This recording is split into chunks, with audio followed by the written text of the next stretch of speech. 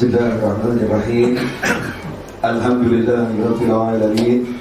Allahumma shalli wa sallim ala sayyidina Muhammadin miftahi babi rahmatillah wa adada ma fi ilmillah. Salatan wa salaman daimaini bidawami mulkillah wa ala alihi wa sahbihi. Allahumma shalli ala sayyidina Muhammadin salatan taftahu biha lana futuhal arifin wa tufaqqihuna biha fid din wa ala alihi wa sahbihi. Assalamualaikum warahmatullahi wabarakatuh. Ikhwani rahimakumullah, hadirin pemirsa dimanapun berada, dimuliakan Allah Ta'ala. Alhamdulillah malam hari ini bisa berkumpul kembali di majlis ini dalam keadaan sehat walafiat. InsyaAllah yang kurang sehat jadi sehat, kemudian bersama yang sehat awet sehatnya, mudah semua urusan dunia akhiratnya, berlimpah rezekinya, barokah panjang usianya dalam kebaikan, ketaatan, kesehatan, keimanan, dan insyaallah akhir usianya husnul khotimah. Amin Allahumma amin. Bicara tentang wajah Islam, jujur saja banyak orang yang salah menilai wajah Islam karena melihat tingkah laku muslimin. Ya, banyak orang yang salah menilai wajah Islam karena melihat tingkah laku muslimin. Sehingga pernah disebutkan al-Islam mahjubun bil muslimin. Islam itu sendiri wajahnya tertutup oleh umat Islam itu sendiri. Oleh umat Islam itu sendiri. Karena umat Islamnya tidak bisa dijadikan pedoman untuk atau suri teladan untuk menggambarkan Islam yang sebenarnya. Kalau umat Islamnya betul-betul menjalankan ajaran Islam, tentu insyaallah nanti wajah Islamnya akan kelihatan dengan baik. Tapi untuk melihat wajah Islam, maka kita nggak boleh lihat umatnya, kita-kitanya. Nah, repotnya di luar Islam sana, orang-orang itu nggak melihat Islam dari Al-Quran, Sunnah, atau Nabi Muhammad SAW, para sahabat, dan orang-orang soleh. Lihatnya dari perilaku kebanyakan umat Islam yang hidup di era ini atau di zaman ini. Ya, repotnya kan seperti itu.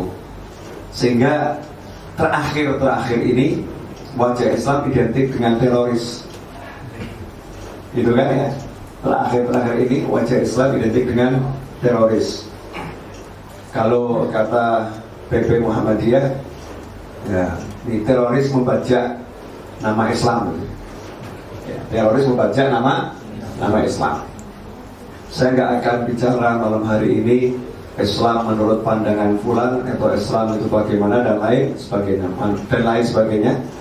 Tapi kalau kita mau tahu wajah Islam yang sebetulnya, caranya cukup simpel.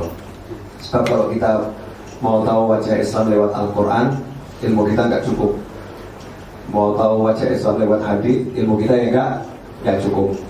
Maka langsung saja wajah Islam dari yang membawa Islam itu sendiri, yaitu Kanjeng Nabi Muhammad Sallallahu Alaihi Wasallam.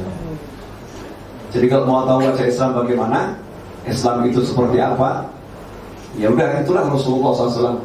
Rasulullah itu Islam. Karena ketika Sayyidatuna Aisyah radhiyallahu ta'ala anha ditanya bagaimana perilaku Nabi Muhammad SAW, akhlaknya itu seperti apa, jawabannya kana khuluquhul Quran. Nabi Muhammad SAW itu akhlaknya, ya, katakan akhlak itu ya perbuatannya, diamnya, sikapnya dalam menyikapi segala hal adalah Al-Quran. Kalau kamu baca Al-Quran, yaitu Nabi. Kalau kamu lihat Nabi, itu Al-Quran. Jadi tidak ada bedanya Nabi dengan Al-Quran, Al-Quran dengan Nabi itu. Jadi lihat Nabi, lihat Al-Quran akan lihat Nabi Muhammad Sallallahu Alaihi Wasallam. Artinya Rasulullah itu betul-betul wujud dari keinginan Allah Ta'ala, wujud dari harapan-harapan Allah Subhanahu wa Ta'ala. Jadi wujud kasih sayang Allah yaitu ada dalam diri Nabi Muhammad Sallallahu Alaihi Wasallam. Nah, coba kita bandingkan apa yang kita lihat saat ini ya dengan apa yang ada dalam diri Nabi Muhammad Shallallahu Alaihi Wasallam. Ya memang ini topik lagi hangat-hangatnya. Kebetulan belum lama Jakarta kan digoncang sama yang menggoncang. Ya, saya nyebut namanya, nama istilah kalimat itu aja males ya. Digoncang dengan yang menggoncang. Sudah dunia itu jadi heboh ya. Alhamdulillah nama Jakarta jadi semakin terkenal. Ya, nama Jakarta jadi semakin terkenal. Dan mall yang sudah lama nggak disebut akhirnya jadi semakin terkenal. Ya, bahkan ada tukang sate yang tadinya omsetnya kurang bagus jadi naik omsetnya, ya, dan lain sebagainya. Hikmahnya banyak. Begini kawan-kawan, mohon maaf, seringkali kalau kita sekolah, mungkin sampai saat ini ya di sekolahan itu, jadi Islam itu identik dengan orang yang suka ke masjid. Ya, oh itu Muslim itu, orang yang suka ke masjid. Kalau di sekolah nggak ada masjid, ya suka ke musola atau ikut kerohanian Islam, ya, ikut kerohanian Islam. Kalau di kampus, kebetulan saya belum pernah menginjak bangku kuliah. Ya, kebetulan belum pernah menginjak bangku kuliah. Tapi setahu saya dari teman-teman, kalau di kampus yang ikut berbagai macam organisasi dan gerakan-gerakan yang ada di kampus keislaman. Jadi Islam itu tuh yang ikut organisasi itu, gerakan itu namanya Islam itu, Muslim seperti itu. Oh yang ikut kerohanian Islam itu Muslim. Nah, kalau di masyarakat umum, Islam itu kok identik dengan ustadznya, ya, dengan ustadzahnya, kalau ada ustadzahnya ya, atau orang-orang yang hidup di masjid, ya, orang-orang yang hidup di masjid. Padahal kalau kita lihat pada kenyataannya, yang di luar masjid itu jauh lebih banyak daripada yang di dalam masjid. Yang di luar pesantren itu jauh lebih banyak daripada yang di pesantren. Yang di luar kerohanian Islam itu jauh lebih banyak daripada yang berada dalam kerohanian Islam. Kemudian yang di luar organisasi itu jauh lebih banyak daripada yang ikut berorganisasi. Tapi sayangnya yang dilihat oleh orang tuh nggak begitu, nggak lihat yang di luar itu, yang dilihat yang di dalam itu. Sehingga nanti Islam identik seperti yang dikatakan Syekh Musa itu, pokoknya umat Islam itu yang baik, yang darinya hitam, ini Muslim. Nanti ada lagi yang mengklaim kelompok atau dirinya Muslim itu pokoknya yang kalau pakai celana cenderung naik ke atas, ya istilahnya cingkrang atau apa gitu ya. Ini Islam. Ada lagi yang mengklaim ya pokoknya Muslim itu yang dia kalau pakai jilbab bercadar, ya jilbab bercadar, ini Muslim yang bagus, ya Muslim yang luar biasa. Ada lagi nanti yang melihat untuk Muslim itu orang yang suka puasa, yang suka puasa itu tuh Muslim, itu Muslim benar gitu ya, dan seterusnya. Maka saya ambil definisi yang paling gampang saja lah. Rasul bersabda, memang betul ya, orang semakin pakai cadar itu semakin bagus. Kalau pakai pakaian di atas mata kaki itu ya otomatis lebih bagus. Semua itu benar. Tapi Rasulullah SAW mendefinisikan Islam dan Muslimin tidak seperti itu.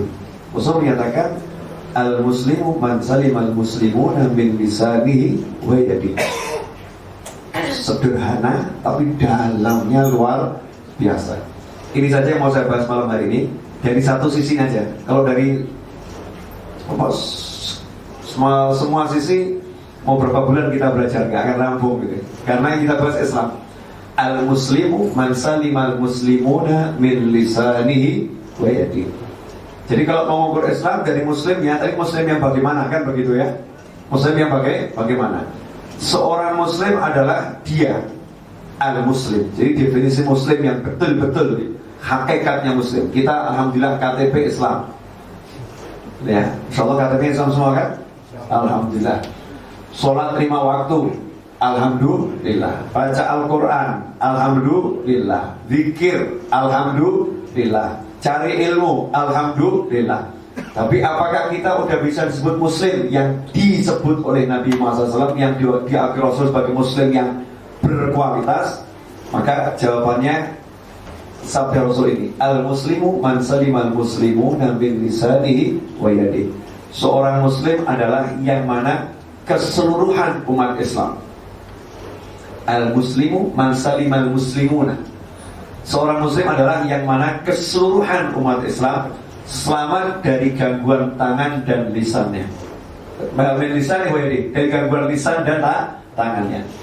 Seluruh umat Islam selamat dari gangguan lisannya dan gangguan tangannya. Itu definisi muslim.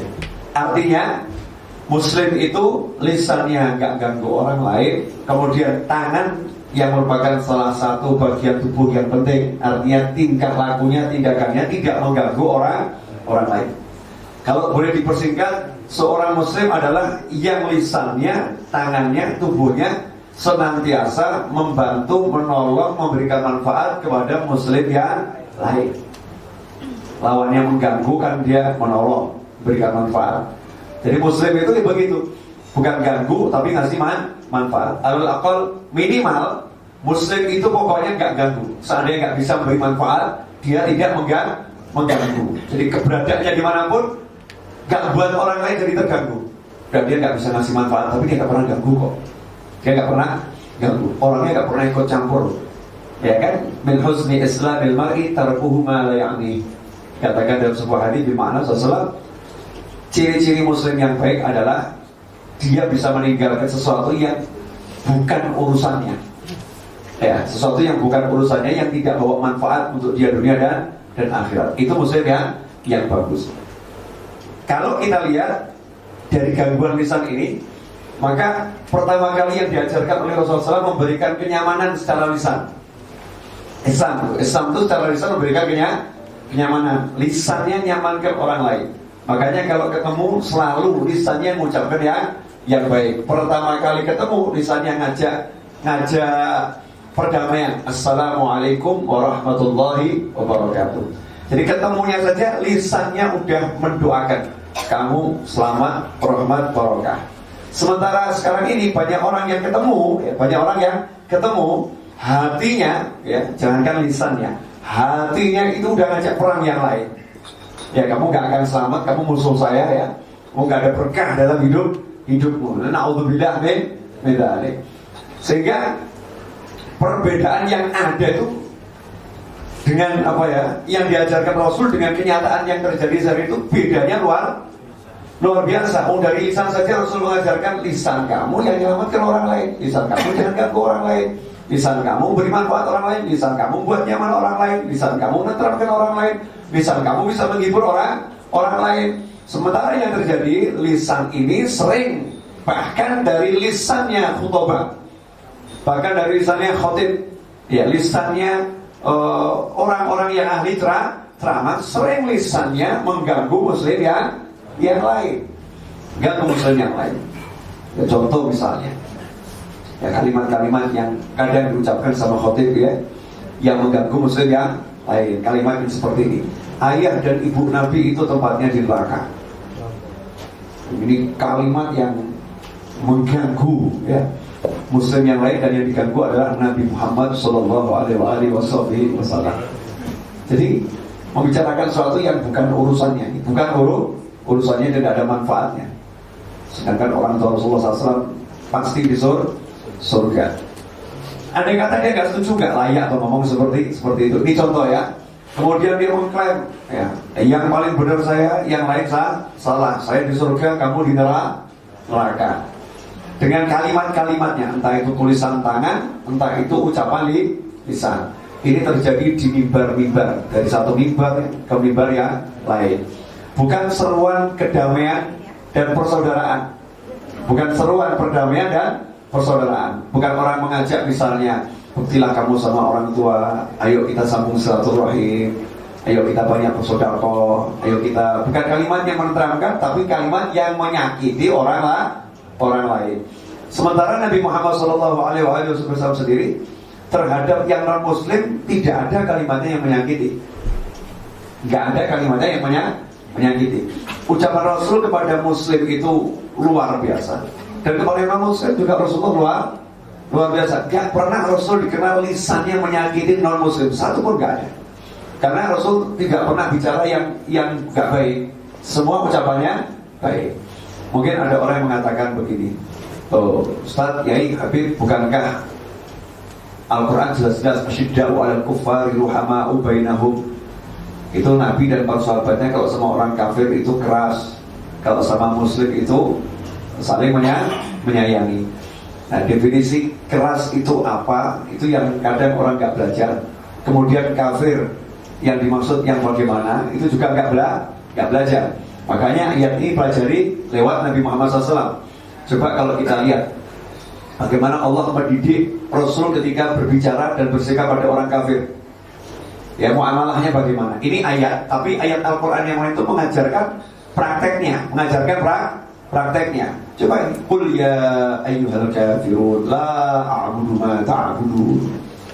Gak pernah Allah mengatakan, hei orang-orang kafir, kamu neraka ya, kamu musuh saya, kamu akan saya bantai. Gak ada. Cukup katakan, qul ya ayyuhal kafirun la a'budu ma ta'budun. Hei orang-orang kafir, gitu. La a'budu ma ta'budun. Saya tidak akan pernah menyembah apa yang kamu sembah, dan kamu tidak akan menyembah apa yang saya sembah. Artinya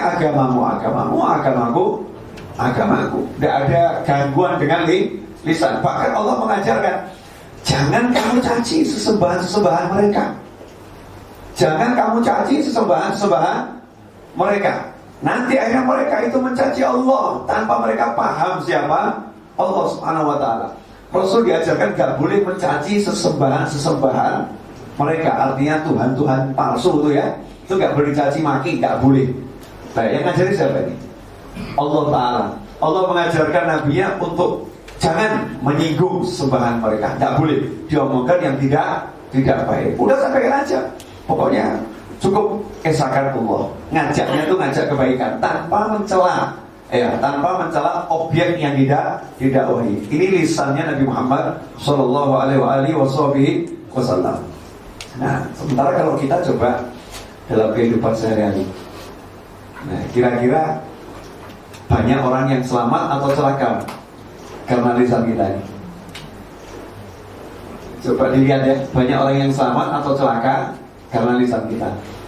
Karena itu kalau kita pelajari syariat Islam, segala sesuatu yang mengganggu muslim pasti dosanya itu besar dan susah dapat ampunan. Contoh. Karena Islam dan muslim itu berikan nyaman kepada orang lain, khususnya kepada saudaranya sama muslim. Contoh ya, zina itu dosa besar atau dosa kecil? Besar atau sangat besar? Sangat besar. Pelakunya kalau udah menikah dihukum rajam. Kalau belum menikah hukum cambuk dan diasingkan dari tempat di mana dia tinggal selama satu tahun. Kan begitu. Berarti ini hukumannya berat atau gak berat? Yang namanya orang dihukum misalnya seumur hidup berarti kejahatan tingkat tinggi ya. Nah kalau hukumannya dihilangkan hidupnya ini apa? Hukuman mati ya. Dan bukan ditembak, bukan dipancung. Di Islam itu hukuman mati kan dipancung, tapi khusus zina gak dipancung. Dibuat matinya perlahan. Dan dipermalukan di depan orang banyak, dilempari dengan batu, dengan tubuh yang ditanam sampai tinggal lehernya jatuh, dilempari seperti itu. Ini berarti kan kerasnya luar biasa. Tapi itu sifatnya gak mengganggu orang banyak kan, gak mengganggu orang banyak. Tapi begitu lisan, gangguan lisan yang namanya menggunjing, memperbincangkan keburukan orang lain, Rasul menyatakan dosanya orang yang menggunjing, satu kali menggunjing lebih berat daripada 30 kali berbuat zina. Kenapa ya kok ancamannya gede banget? Karena Rasul diutus, saya tidak diutus sebagai la'anan, sebagai orang yang melaknat, orang yang mencaci, orang maki. Bukan itu saya diutus. Diutus rahmatan lil alamin. Rasul mengajarkan pengikutnya untuk lisanmu jangan ganggu siapapun, apalagi ngomongkan keburukan saudaramu sesama muslim. Sekali menggunjing ancamannya dosanya lebih berat daripada zina. Di riwayat yang lain lebih berat daripada 30 kali berbuat zina. Padahal itu kalau kata orang kan cuman ngomongin ya. Dan betul kok, ya Ustaz Habib yang ngomong itu benar, memang orangnya seperti itu. Ya itu kalau benar namanya menggunjing, kalau nggak benar namanya fitnah. Nggak benar namanya fitnah. Begitu judulnya fitnah. Fitnah ini dengan lisan asyaddu minal qatl. Dosanya lebih besar daripada membunuh. Ini lisannya, dosanya lebih besar daripada membunuh. Belum lagi nanti namimah, mengadu domba dengan lisan. Semua yang kaitannya dengan lisan ini dosanya luar biasa. Sehingga dikatakan dalam sebuah hadis, kalau kita baca kitab Sahih Bukhari atau Sahih Muslim, banyak orang itu yang jatuh ke neraka jahanam karena lisannya. Karena lisannya. Jadi wajah Muslim nomor 1, lisannya menyelamatkan Muslim yang lain. Dan juga kepada yang non Muslim, lisannya itu memberikan keselamatan. Bahkan ketika Rasul, saya kasih contoh ya, yang sederhana. Rasul, ada Sayyidatuna Aisyah, ada Yahudi datang. Yahudi yang sangat benci kepada Nabi Muhammad SAW. Jadi bukan orangnya ya. Kalau orang Yahudi itu banyak yang Muslim, banyak yang Muslim. Syekh Abdul Qadir Al-Jilani rahimahullah dalam dakwahnya, berkat beliau ada 5.000 Yahudi masuk agama Islam. Rasul sendiri SAW, pembantunya Rasul adalah seorang Yahudi dan akhirnya masuk Islam. Kemudian kalau kita lihat salah satu istri Rasulullah, Sayyidah Sofia, itu ayahnya juga seorang Yahudi. Artinya istri Rasul ada yang turunan Yahudi dan menjadi istri Nabi Muhammad SAW. Artinya dari sisi bangsa Yahudi nggak jadi masalah. Tapi begitu sifatnya ajarannya Yahudi yang membenci Islam ya, dan Muslimin, ini yang dimusuhi oleh Allah Subhanahu wa ta'ala. Tapi bagaimana ketika seorang Yahudi datang menemui Rasul dan mengucapkan Assalamualaikum. Assalamualaikum. Jadi Islam itu racun, artinya kematian buat kamu. Ya, kematian buat kamu. Sayyidatuna Aisyah ini marah, mau balas mengucapkan macam-macam ya, sama Rasul dicegah. Sama Rasul dicegah.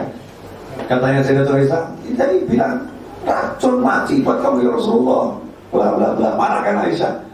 Tapi Rasul mengatakan, udah, tadi kan udah saya jawab, wa alaik. Dan juga untukmu.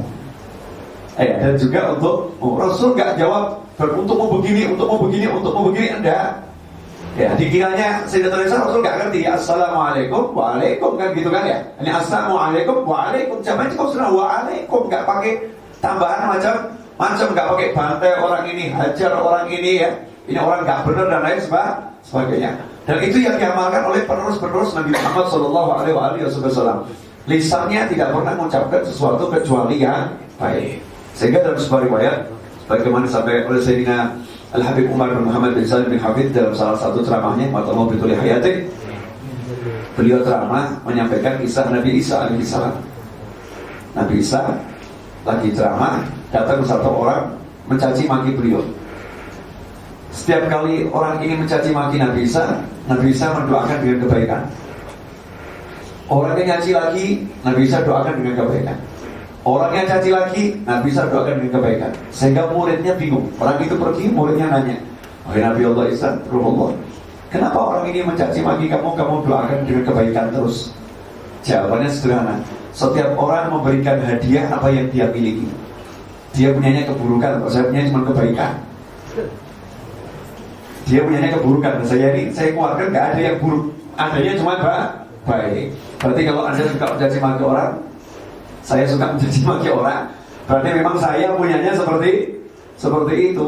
Ya, di hati adanya begitu ya keluar seperti itu. Kalau di hati adanya baik ya keluarnya baik. Sedangkan Rasulullah SAW di hati gak ada yang gak buruk. Jadi keluarnya dari Rasul itu semua baik. Contoh, ketika di Taif, malaikat Jibril laporan, ini malaikat penjaga 2 gunung minta izin mau ketemu, diizinkan ketemu. Kemudian malaikat 2 gunung ini mengatakan, ya Rasulullah, izinkan saya untuk ngangkat 2 bukit di sekitar Taif, mau saya taruh di atas kota Taif, menjelaskan kota Taif. Bayangkan nih, diuruk ini bukan pakai truk, bukan urukan pasir ya. Tapi diuruk langsung bukit yang angkat malaikat. Traktor nggak bisa angkat bukit kan ya. Ini bukitnya mau diangkat, ditaruh di atas kota Taif. Itu kalau kita laksanakan, begitu kan ya, selesai masalah. Laksanakan malaikat biar tahu rasa itu warga Taif. Itu kalau kita. Tapi Nabi SAW semakin dimusuhin, itu keluarnya kalimatnya semakin bagus. Allahumma hdi qaumi fa innahum la ya'lamun. Ya Allah, tolong beri hidayah kaumku, mereka enggak ngerti. Aku berharap dari sulbi mereka muncul orang-orang yang beriman kepada Allah dan Rasulnya dan jadi pembela-pembela Islam. Justru saat dizalimi, doanya itu dipakai untuk menyelamatkan orang lain. Itu Nabi Muhammad Sallallahu Alaihi Wasallam. Dan para aulia wasolehin ya begitu. Jadi kalau dicaci, dimaki, dihina, mereka keluarnya baik. Nah sementara kalau kita ini nggak dicaci, nggak dimaki, nggak dihina, kita mencaci, memaki, menghina, kan aneh. Jadi kalau orang dicaci baru maki itu kan masih apa namanya, kata orang dipantas lah ya. Dia dicaci, balasnya mencaci atau memaki. Ini nggak ada cacian, nggak ada makian, tapi dia mencaci, memaki. Karena alhamdulillah min. Coba kita jujur ya, coba kita jujur. Biasanya kita itu kalau dicaci sekali balasnya sama atau lebih? Coba saya tidak kejadian di Jakarta di perempatan atau di mana adu mulut antara pengguna jalan. Sering ya? Ya sering. Misal contoh ya, tin gitu ya, dikasih klakson, tin agak keras klaksonnya. Terus komentarnya yang di klakson naik motor kira-kira bagus atau gimana? Ngamuk ya. Nah ketika ngamuk itu kira-kira kalimatnya 1, 2 atau banyak? Banyak kan? Jadi cenderungnya itu marah ya, cenderungnya marah dan mengumpat, memaki dan lain sebagainya. Yang keluar itu kalimat yang nggak baik, ya, bukan kalimat yang baik. Sementara Rasulullah nggak pernah ngajarkan seperti itu. Makanya kan orang bingung loh. Kalau masuk Indonesia kita yang negara dengan jumlah umat Islam terbesar di dunia, tapi mau cari Islam di sini bingung, gimana nih Islamnya ini? Saya barusan tadi dari Hong Kong. Ya, di Hong Kong itu cari umat Islam susahnya luar biasa, kecuali TKW. Kecuali TKW. Ya, karena TKW di sana saya katakan 80% berbusana muslimah bagus gitu ya. 80% dan ikut majelis. Tiap minggu itu kita akan lihat orang-orang berjilbab, dan itu kemungkinan besar TKW lah. Ya, karena kalau yang lain masuk Hong Kong kemungkinan jilbabnya lepas. Gitu. Ya kemungkinan jilbabnya lepas. Tapi kalau ini TKW, dia betul-betul berjilbab, masya Allah. Tapi di negara yang dikatakan muslimnya pendatang, warga aslinya ya ada, tapi cuma 0 sekian persen, gitu kan, sangat kecil.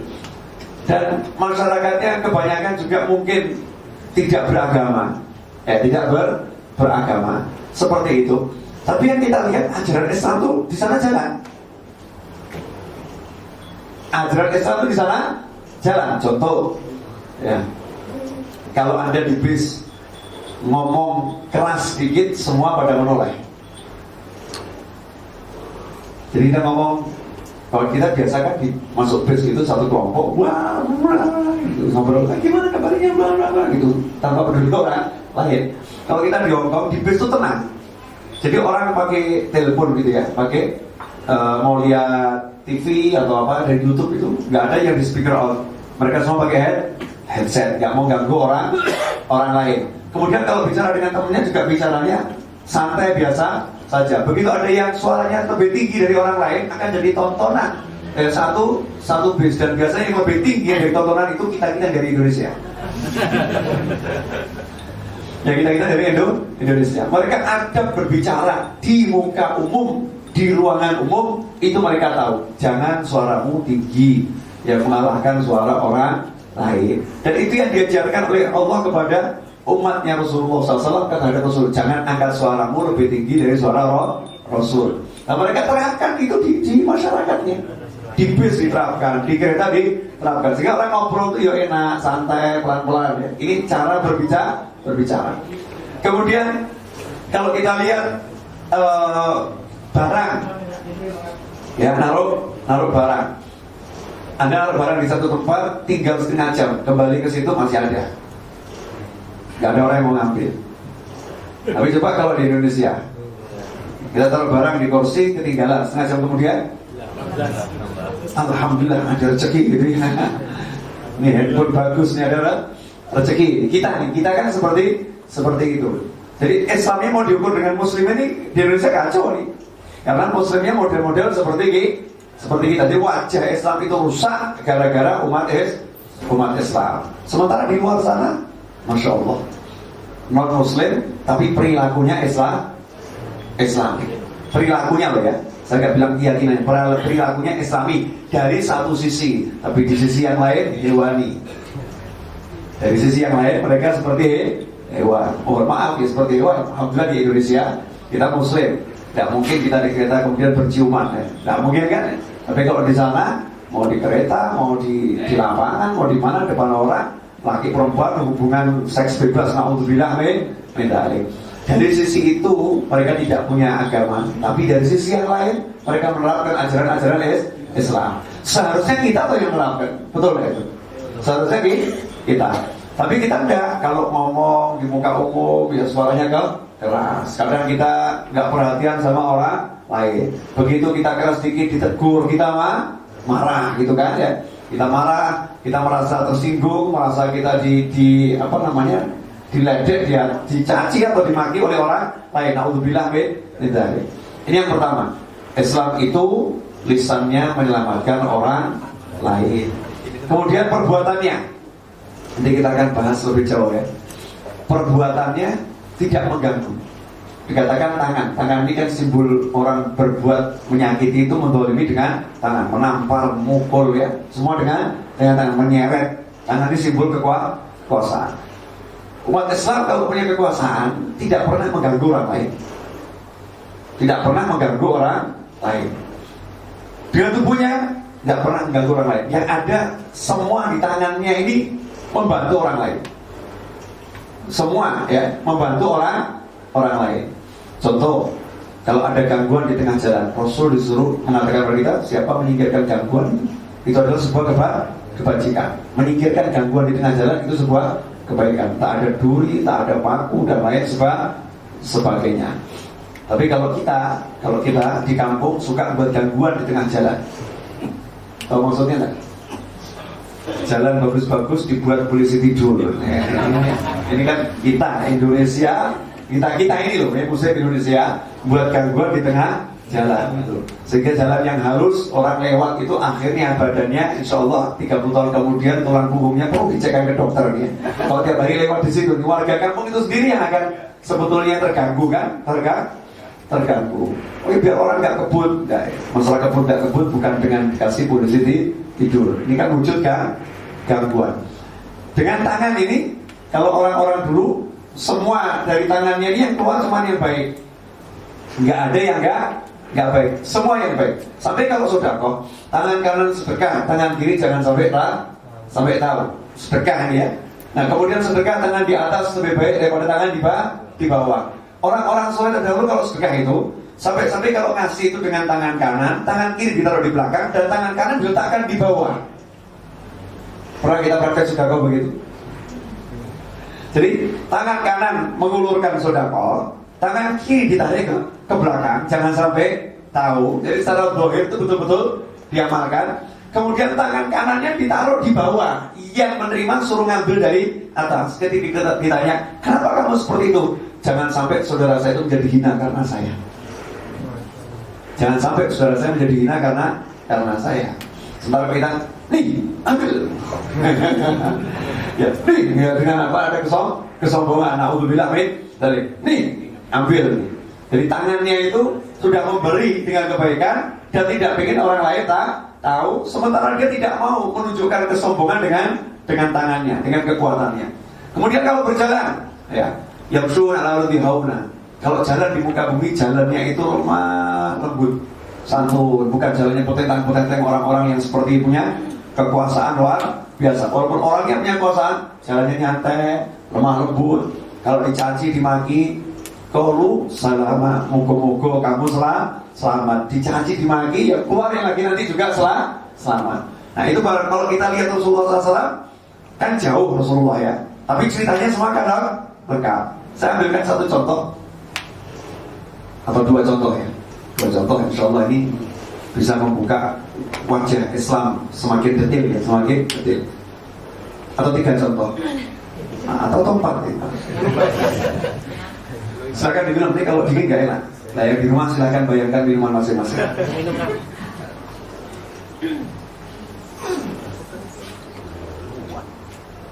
Empat atau lima?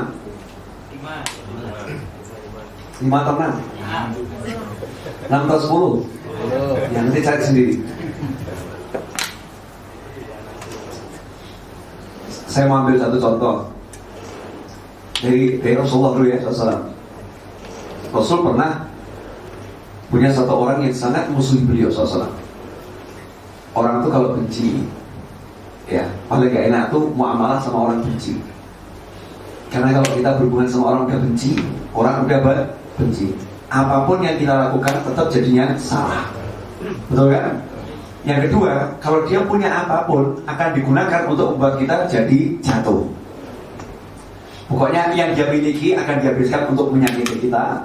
Sedangkan semua kebaikan kita nilainya bukan orang minus gitu ya. Jadinya salah. Jadinya salah. Apapun ini.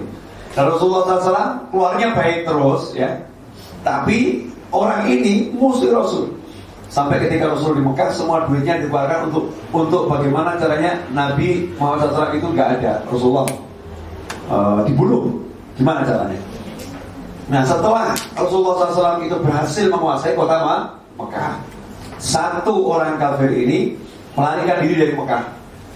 Kenapa? Dia yakin saya dulu yang paling sering ganggu Rasulullah. Saya yang paling pengen beliau mati. Saya yang paling pengen dia binasa. Pasti nanti saya akan dibalas lebih kecil lagi. Maka ketika Rasulullah masuk Mekah, yang terjadi kan sebaliknya. Sama Rasul dikumpulkan semua dikumpulkan di depan Ka'bah dan di rumah Abu Sufyan. Rasul mengatakan idhabu fa'antum tulaqah. Ini kan suatu sikap yang luar biasa. Silahkan kalian pergi, kalian orang-orang yang merdeka bebas masuk Islam boleh, nggak masuk Islam juga nggak jadi masalah. Semua kesalahan masalahmu dimaafkan oleh Nabi Muhammad SAW. Sementara beliau itu megang tingkat komando yang tertinggi. Tapi yang satu ini udah terlanjur pergi dari Mekah. Nah, saudaranya sahabat Rasulullah, sahabat Rasulullah SAW. Kemudian saudara mengatakan, ya Rasulullah, ini saudara saya yang sangat benci kamu sekarang ini melarikan diri dari Mekah. Dia akan bunuh diri. Izinkan saya menyelamatkan nyawanya. Boleh ya Rasulullah, saya katakan engkau tidak akan bunuh dia. Oh, silakan berangkat dicari, ketemunya itu di tepi Laut Merah. Udah mau menceburkan diri ke Laut Merah. Dipanggil, saudaraku, jangan bunuh diri. Saya ini datang dari tempatnya manusia yang terbaik. Kamu jangan tenggelamkan dirimu. Maka dia menjawab, saya akan tenggelamkan diri saya. Kalau saya kembali ke Mekah, saya pasti akan dibunuh. Kalau saya pergi ke kota manapun, umat Islam ngerti siapa saya, pasti juga wajah saya ini gak asing. Saya pasti juga akan ditangkap, saya juga akan dibunuh oleh umat Islam. Lebih baik saya mati bunuh diri daripada mati di tangan seorang muslim. Sabar dulu. Nabi itu udah bilang kamu tuh gak akan dibunuh. Udah tenang, saya tidak percaya. Ya udah kamu santai ya, tunggu di sini ya, tenang no pikirmu kalau kata orang Jawa ya. Tenangkan pikirmu, jangan bunuh diri dulu. Saya mau kembali ke Mekah, saya mau ketemu Rasulullah SAW. Paling sahabat ke Mekah bilang sama Rasulullah, ya Rasulullah, dia nggak percaya kalau kamu nggak akan bunuh dia. Sampaikan sama dia, coba bayangkan ya, bagaimana Rasulullah. Sampaikan sama dia, Nabi menjamin dia tidak akan diganggu oleh seorang pun. Jaminannya Rasulullah SAW. Ini biasa atau luar biasa? Coba kalau kita bagaimana? Ya biar mati aja sekali. Ya kan? Itu kalau biar mati masih bagus kalimatnya, biar mampus ya. Berangkat nih, sahabat, nemuin. Setelah ditemuin, ngomong, saya udah dapat jaminan dari Rasulullah, kamu tidak akan diganggu oleh siapapun. Jawabannya apa? Saya tidak percaya. Nanti dibilang jamin. Ternyata sampai di Mekah saya akan dihabisi. Saya butuh jaminan yang nyata. Harus ada sesuatu dari Rasul yang menyebabkan saya selamat. Sahabat itu kamu sabar dulu ya, pulang ini. Ya coba. Ini sahabatnya Rasulullah juga biasa atau luar biasa nih? Luar biasa. Jadi satu nyawa gitu ya, tidak diizinkan melayang dalam kekufuran. Sementara yang kemarin terjadi berupaya menghabisi muslim dan non muslim. Paham kan? Ini sahabat ini berusaha gimana caranya jangan sampai ada nyawa yang melayang kufur masuk neraka, jangan sampai. Sementara yang disebut di berita-berita kemarin itu hidupnya digunakan untuk menghabisi nyawa orang lain yang muslim maupun yang non muslim.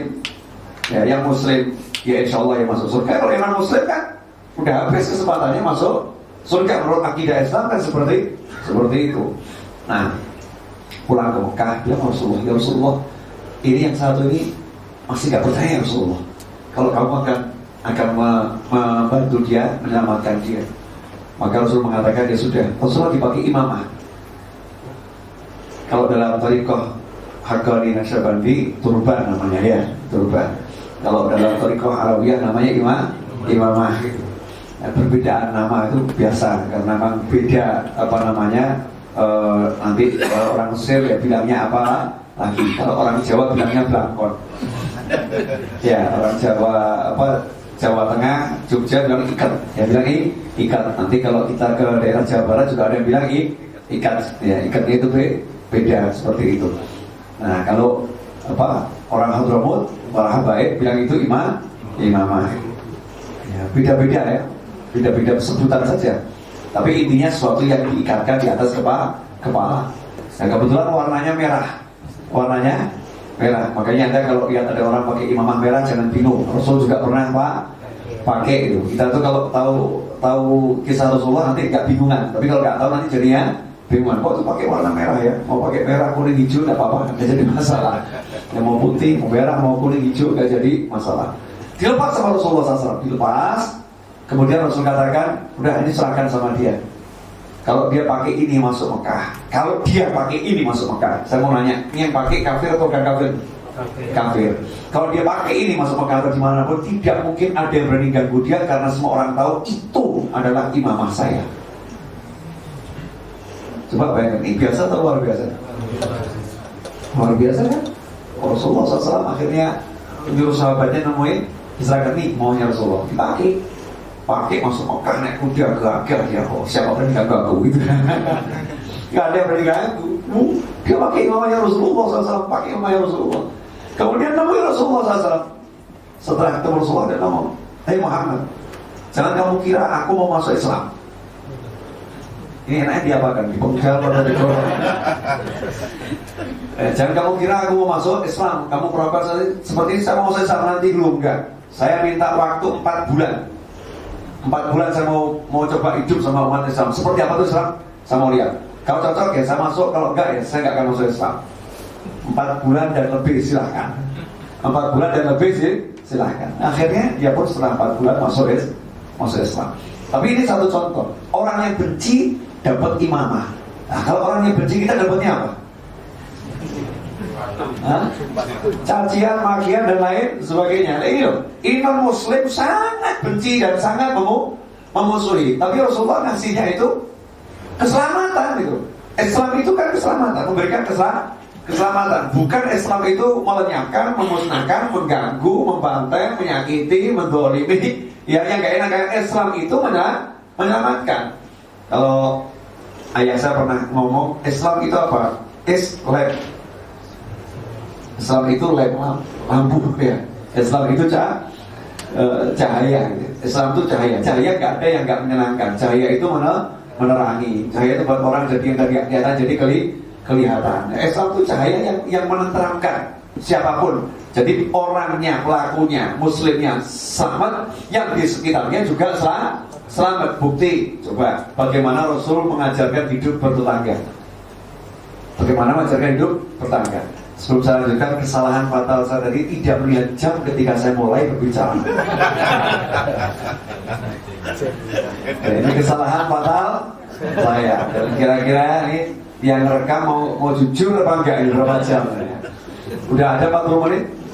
Belum. Masa. Ini sudah ke jam 5 loh ini. 10 menit.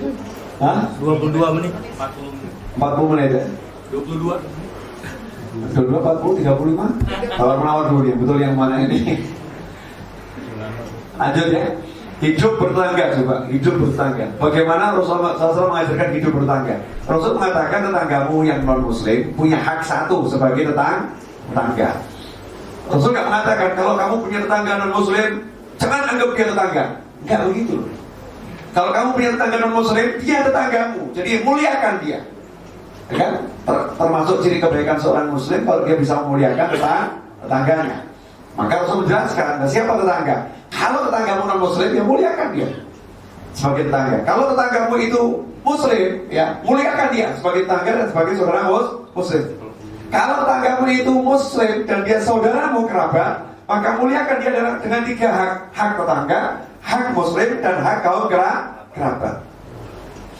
Jadi Islam itu dia di mana berada, memberikan kenyamanan pada yang di sekitarnya. Tetangga kan sekitarnya 30 rumah ke kanan, ke kiri, ke depan, ke belakang. Itu tetangga. Semua haruslah selamat dari gangguannya. Termasuk memuliakan tetangga. Kalau dia sakit, ya dijenguk. Non muslim sakit, dijenguk. Dia dapat musibah, ya kamu harus ikut berbela sukawa. Dan itu dicontohkan oleh para ulama. Masih ingat kisahnya Sufi yang punya tetangga Majusi itu kan? Seorang Sufi, ya Sufi ini sebutan untuk muslim yang baik, yang benar, yang soleh, yang pas, ya itu Sufi. Namanya Sufi, sebutan aja. Orang baik yang betul-betul kenal kesolehannya disebut Sufi. Ada seorang Sufi punya tetangga Majusi. Majusi itu nggak nanggung-nanggung. Yang disembah api. Alasannya begini, karena nanti di neraka itu yang bakar api. Jadi di dunia apinya diajak berteman dulu. Biar nanti kalau di neraka udah kenal. Nah, itu alasannya sederhana ya, sederhana banget. Nah akhirnya suatu hari karena si Majusi ini bisnisnya bagus.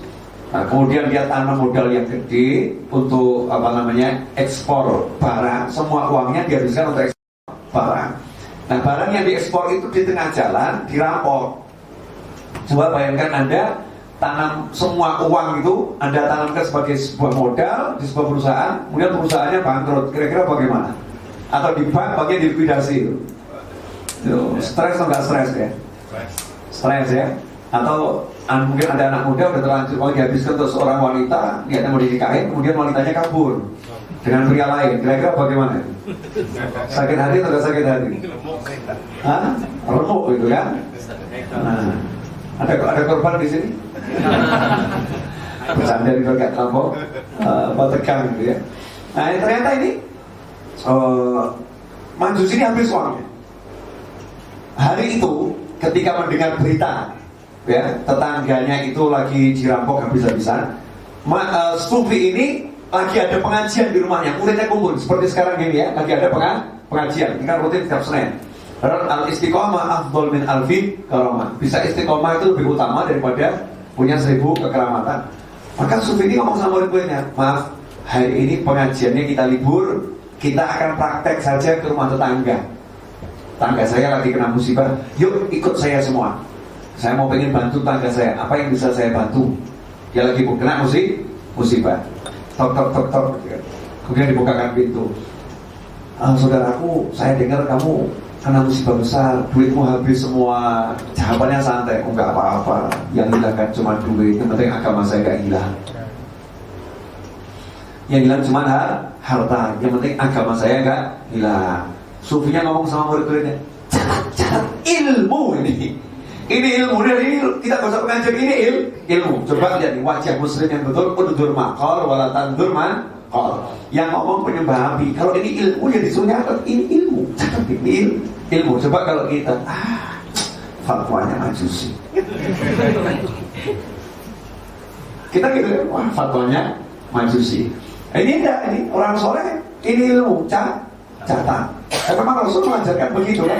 Lewat Ali bin Abi Thalib, undur maqal wala tandur maqal. Lihat yang diucapkan, jangan melihat siapa yang mengucapkan. Akhirnya dicatat sama murid-muridnya.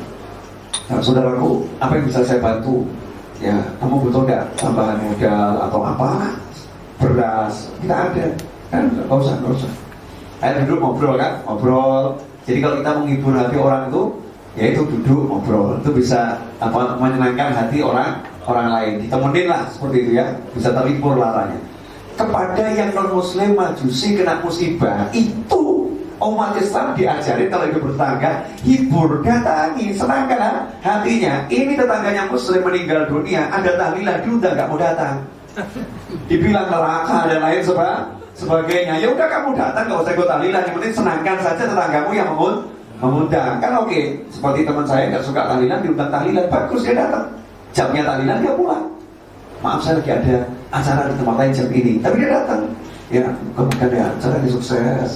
Dan insyaallah kalau ada yang boleh bantu, saya bantu. Ini namanya orang baik, jangan diundang tahlilan sama tetangganya. Tahlilan, oh neraka itu bid'ah, gak datang sama saya, rumahnya ditutup semua. Kalau yang baik, ya akan datang ke tetangganya, butuh kursi, butuh tikar, alas, bulu karpet dan lain sebagainya. Oh yang non muslim aja kita disuruh membantu dengan perlengkapan kita. Kok kalau dia punya acara, misal dia kok acaranya manten anaknya gitu ya, ya kita punya peralatan dapur, silakan dibantu dipakai. Ini haknya sebagai tetangga, memang seperti itu. Jangan nanti kalau non muslim meninggal, jangan sampai pakai di tempat kita ya, jangan sampai tutup semua, garasi tutup. Tidak begitu. Diajarkan silakan walaupun pakai untuk tempat parkir. Nah, makanya dia datangi tetangganya, kemudian ngobrol seperti itu. Nah, terus penasaran nanya, kenapa kamu nyembah api? Ya jawabannya tadi itu. Ini nanti yang bakar api. Jadi sekarang saya bagi-bagi dulu nih, biar nanti apal siapa saya. Jadi aman ya. Kalau saya toh masuk neraka, aman. Katanya sufinya, oh, kamu begitu pola pikirnya? Iya. Ya, coba kita buktikan ya, kamu udah 70 tahun kan nyembah api, saya nggak pernah nyembah api, saya nyembah Allah. Coba dia kenal saya nggak gitu ya? Kenal kamu tidak? Coba kamu masukkan tangan kamu, majusinya masuk ke tangannya, baru dekat udah keselomot panas gitu kan. Loh, ini gimana nih? 70 tahun saya sembah kok. Di dunia aja dia udah gak kenal, apalagi di akhirat. Ya di dunia aja dia udah gak kenal, apalagi di akhirat. Nah sementara muslimnya, sufinya ucap Bismillahirrahmanirrahim, tangannya ditaruh di atas api dan dibolak balik, itu gak jadi masalah. Akhirnya majusi ngomong, kamu sembah Allah? Iya, saya ikut sama Tuhan kamu saja. Syahadat masuk Islam. Begitu majusinya ini syahadat masuk Islam, sufinya langsung terkapar jatuh pingsan, wajahnya pucat pasi. Muridnya bingung, kenapa? Karena begitu majusi masuk Islam, majusi syahadat, selesai syahadat meninggal dunia. Ya, selesai syahadat meninggal dunia. Dan sufinya lihat majusinya meninggal dunia, sufinya langsung jatuh pingsan. Dikira muridnya, jangan nyusul guru, jangan, cukup satu jenazah, jangan ada dua. Lama setelah sadar masih pucat, ditanya sama muridnya, kenapa guru sampai seperti ini? Enak bener dia, 70 tahun dia nyembah api, kafir. Tahu-tahu dia masuk Islam, masuk surga ini. Dan saya ini sudah sekian tahun nyembah Allah Ta'ala, nanti ujung saya gimana, saya gak ngerti, saya bingung nih. Saya khawatir nanti saya bagaimana. Pola pikirnya seperti itu. Ini wajah Islam terhadap tetangganya seperti itu. Jadi tidak ganggu. Diganggu, balasannya tidak mengganggu. Seperti kisah lain, seorang muslim sufi punya tetangga Yahudi. Sekian puluh tahun rumahnya Yahudi itu, kamar mandinya, toiletnya, bukan kamar mandinya, toiletnya, pembuangan kotorannya itu bocor. Ya, coba bisa bayangkan untuk saluran air pembuangan kotoran bocor, netes persis di kamar tidur sang sufi. Itu kalau terjadi di rumah Anda, kira-kira pernah nggak sama tetangga? Pernah nggak kira-kira? Nah kebetulan suatu hari sufinya sakit. Nah, tetangga Yahudi ini walaupun dia Yahudi, tapi dia orang yang tahu cara hidup bertetangga. Maka dia jenguk sufi ini di kamarnya. Terus dilihat, ini nggak musim hujan, tapi kok ada yang bocor. Yahudi kan mikir, ini nggak musim hujan, kok ada ember gitu ya, ada yang bocor. Nanya sama sufi tadi, ini kok bocor kenapa? Nggak apa-apa. Nggak ada apa-apa. Nah ini kok ada yang tersen, kenapa nih? Nggak ada apa-apa.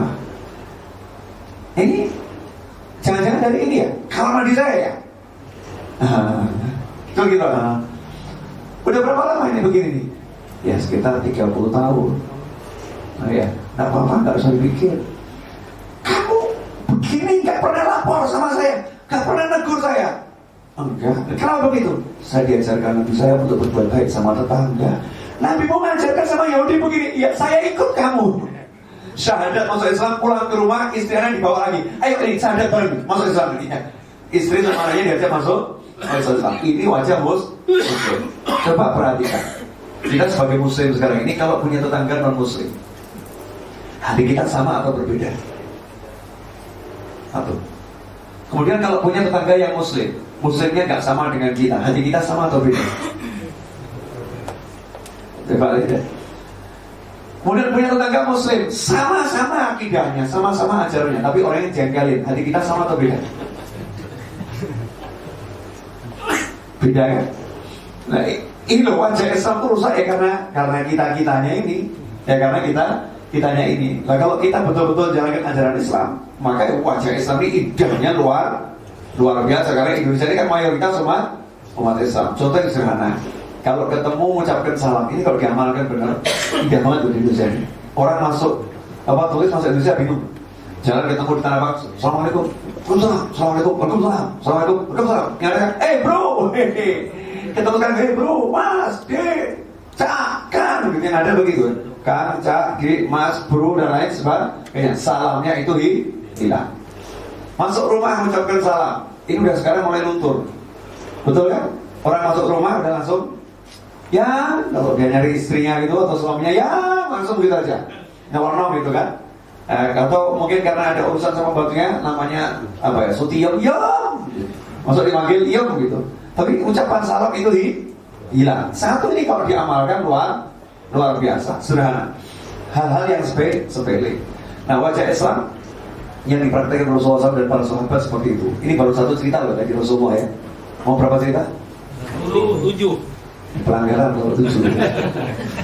Maksud saya jam berapa kalau 7 ya? Nyantai-nyantai saja. Nanti kita bisa ngerti Islam itu sangat indah dan kitanya ini sangat bobrok gitu nih. Kitanya sangat bobrok, Islamnya sangat indah. Jadi nggak ada Islam kok ngajarin kita musuhin non muslim, nggak ada. Buktinya, contoh, tadi tidak khotobahul jahilun qalu salam. Kalau ada orang yang bodoh ngajak ngomong dengan hal yang nggak baik, ucapannya selamat, mudah-mudahan selamat, didoakan keselamatan. Kemudian kalau diajak berjidal, berdebat, ya kan?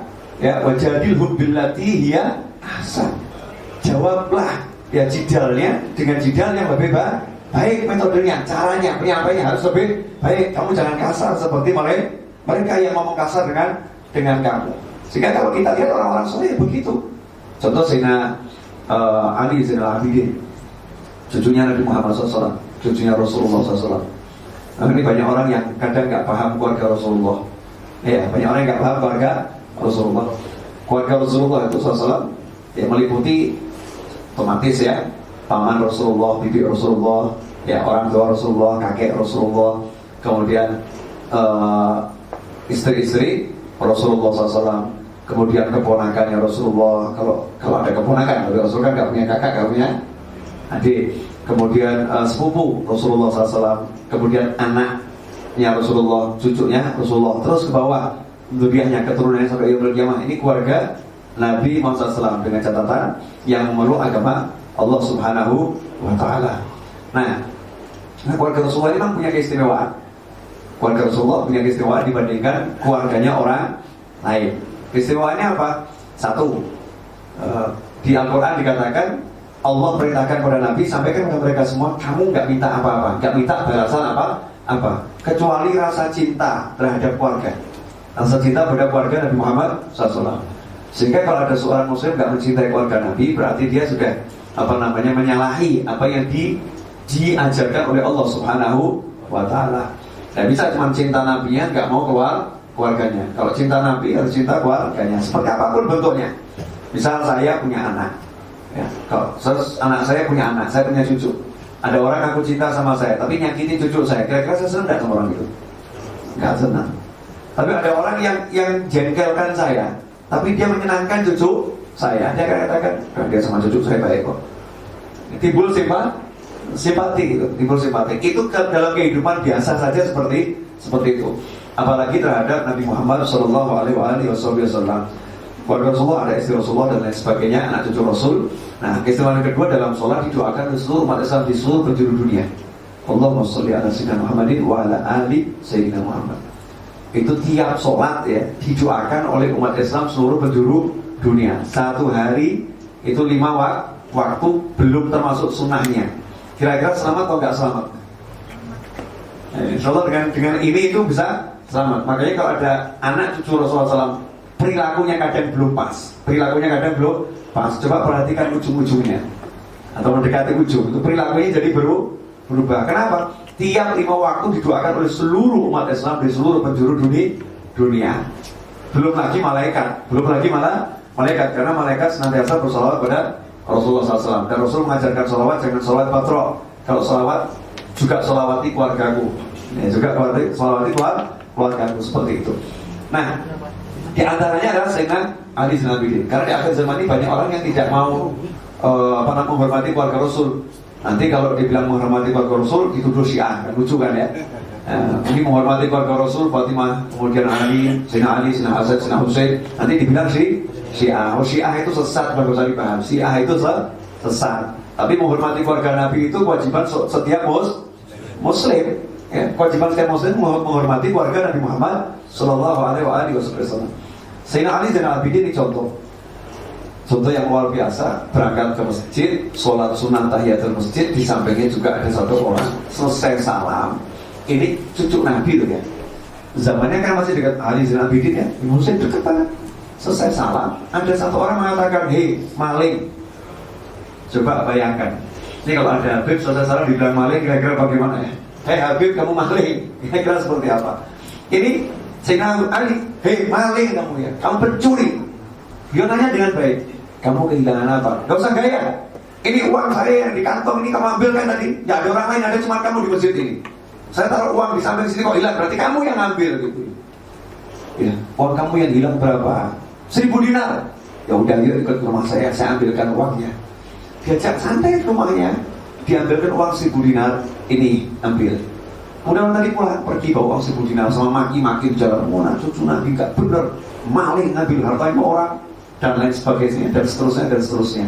Sampai rumah, buka lemari, ternyata orang ini pikun. Dia ke masjid itu gak bawa duitnya masih di lemarinya, jadi dompetnya masih di lemarinya. Loh, ini uang saya masih ada di lemari. Langsung balik. "Wahai cucu Rasul, maafkan, ternyata saya pikun, uang saya ada di rumah. Ini uang kamu sebenarnya, maafkan saya caci maki kamu, maafkan saya, tolong maafkan saya, ampun." Jawabannya Sayyidina Ali Zainal Abidin, "Kami udah diajarkan kalau mengeluarkan sesuatu jangan ditarik kembali. Ya udah, ini 1000 dinar hadiah buat kamu." Saya mau nanya, ini kira-kira biasa atau luar biasa? 1000 dinar itu kalau kursnya masih seperti dulu, 1 dinar itu 1 juta. Jadi kalau 1000 dinar itu berarti 1000 juta, 1 M. 1 M hadiah buat kamu. Kalau masih ada, Anda akan uji atau akan mencaci? Nah, yang mencaci aja dapat 1000, sahabat kan 1 miliar ya. Yang menguji berapa kira-kira? Yang mencaci dapat 1 miliar, apalagi yang memuji kan, tentu dapat pelayanan yang sangat baik juga. Jadi ketika dicaci, dimaki itu bukan marah yang ada justru merendah, kemudian mengeluarkan sesuatu yang baik. Ini wajah Islam. Nah, kalau kita bagaimana? Gak usah jauh-jauh sama orang lain, mohon maaf, gak usah jauh-jauh sama orang lain. Terhadap pasangan hidupnya sendiri, kalau dicaci, merendah atau membalas dengan maki. Yang satu rumah ini, ya. Coba terhadap yang hak kita yang wajib saja, orang tua kita. Dimarah orang tua bisa merendah atau dimarah orang tua agak meninggi. Ini yang satu rumah dan wajib kita tuh nggak boleh ngomong apa. Semua orang tua kan harus tunduk luar biasa. Ketika dimaki-maki sama orang tua, panas atau tentram hati ini. Ya, ada emosi yang ingin balas gitu ya. Kemudian lari, banting pintu ya, sambil marah. Atau kemudian maafkan saya bu, maafkan saya ayah. Seperti itu, atau lari dengan marah gitu. Coba ini kita ukur diri kita. Yang satu rumah saja, terhadap orang yang paling wajib aja kita masih belum beres, apalagi kepada orang lain. Nah, hadirin yang dimuliakan Allah Ta'ala. Cerita yang kedua, Abdullah bin Ubay bin Salul. Tahu Abdullah bin Ubay bin Salul? Abdullah bin Ubay bin Salul itu kalau di partai itu ada pimpinan tertinggi namanya apa di partai? Hah? Ketua umum, ya, ketua umum, bukan sekjen, bukan ya, ketua umum ya, ketua umum. Bayangkan ini ketua umum kaum munafik seluruh dunia. Keren atau nggak keren? Ra'isul munafikin, Rois, kepalanya orang-orang munafik. Anda siap menjadi pimpinan orang munafik? Na'udzubillah min dzalik, kan begitu. Ini julukannya Roisul Munafikin. Jadi kira-kira keji atau enggak keji orangnya? Kejinya luar biasa. Selalu pengen Rasulullah celaka. Tapi subhanallah, hikmatullah ya, anaknya namanya juga Abdullah, itu sahabat yang luar biasa. Sahabat yang luar biasa. Dan suatu ketika anaknya ini Sayyidina Abdullah dengar kalau ayahnya mau dibunuh. Ayahnya mau dibunuh karena kejahatannya luar biasa, mau dibunuh. Maka datang menghadap Nabi Muhammad SAW. Ya Rasulullah, saya dengar katanya ayah saya mau dibunuh. Tolong ya Rasulullah, kalau betul engkau memerintahkan untuk membunuh ayah saya, tolong izinkan saya sendiri yang menggal lehernya, jangan orang lain. Karena saya nggak mau nanti kalau yang menggal itu muslim yang lain, saya jadi benci pada muslim tersebut. Karena bagaimanapun juga itu ayah saya. Nanti rasa ke anak dan ayah ini akan muncul, emosi sebagai anak akan muncul. Ayahku kok dibegitukan? Karena setan bisa bisikin saya seperti itu. Saya nggak mau punya rasa benci pada seorang muslim. Maka nanti kalau memang ayah saya harus dibunuh, biar saya yang bunuh ya Rasulullah. Coba saya mau nanyain, kalau ada perintah bunuh ayahnya, dia siap melakukan. Dicintainya sahabat pada Rasulullah SAW. Rasul mengatakan, oh tidak ada perintah seperti itu. Apa kata orang nanti Rasulullah katanya bunuh sahabatnya. Dan saya nggak seperti itu. Sampai akhirnya Abdullah bin Ubay bin Salul ini pindah ke alam baka, ya, meninggal. Abdullah bin Ubay bin Salul meninggal. Kira-kira ya, sebagai seorang pemimpin yang akan dibunuh, yang selalu direkayasa caranya gimana musnah gitu. Terus musuhnya ini meninggal, senang atau nggak senang? Seharusnya senang kan? Rasulullah SAW datang ke tempatnya Abdullah bin Ubay bin Salul, nemui putranya namanya Abdullah. Kemudian Rasulullah melepas jubahnya. Rasul katakan, kafani ayahmu dengan jubahku ini. Kafani ayahku dengan jubahku. Kafani ayahmu dengan jubahku ini. Musuhnya Ra'isul Munafikin dikasih jubahnya Nabi Muhammad SAW. Coba, ini hikmahnya kan banyaknya luar biasa. Dan coba bagaimana Rasul mengajarkan istrinya, ya, Sayyidah Sofia, ketika dicaci, bukan dicaci ya, ketika Sayyidah Sofia disindir oleh istri Rasul yang lain ketika cemburu. Ya, ketika cemburu, kalau kamu itu turunan Yahudi, kalau kamu turunan Yahudi, kayak katakan Yahudi jelek tak ya? Kalau kamu turunan Yahudi, kalau saya akhirnya berbangga dengan nasabnya. Maka lapor pada Rasulullah SAW, saya dibilang turunan Yahudi. Saya dibilang turunan Yahudi.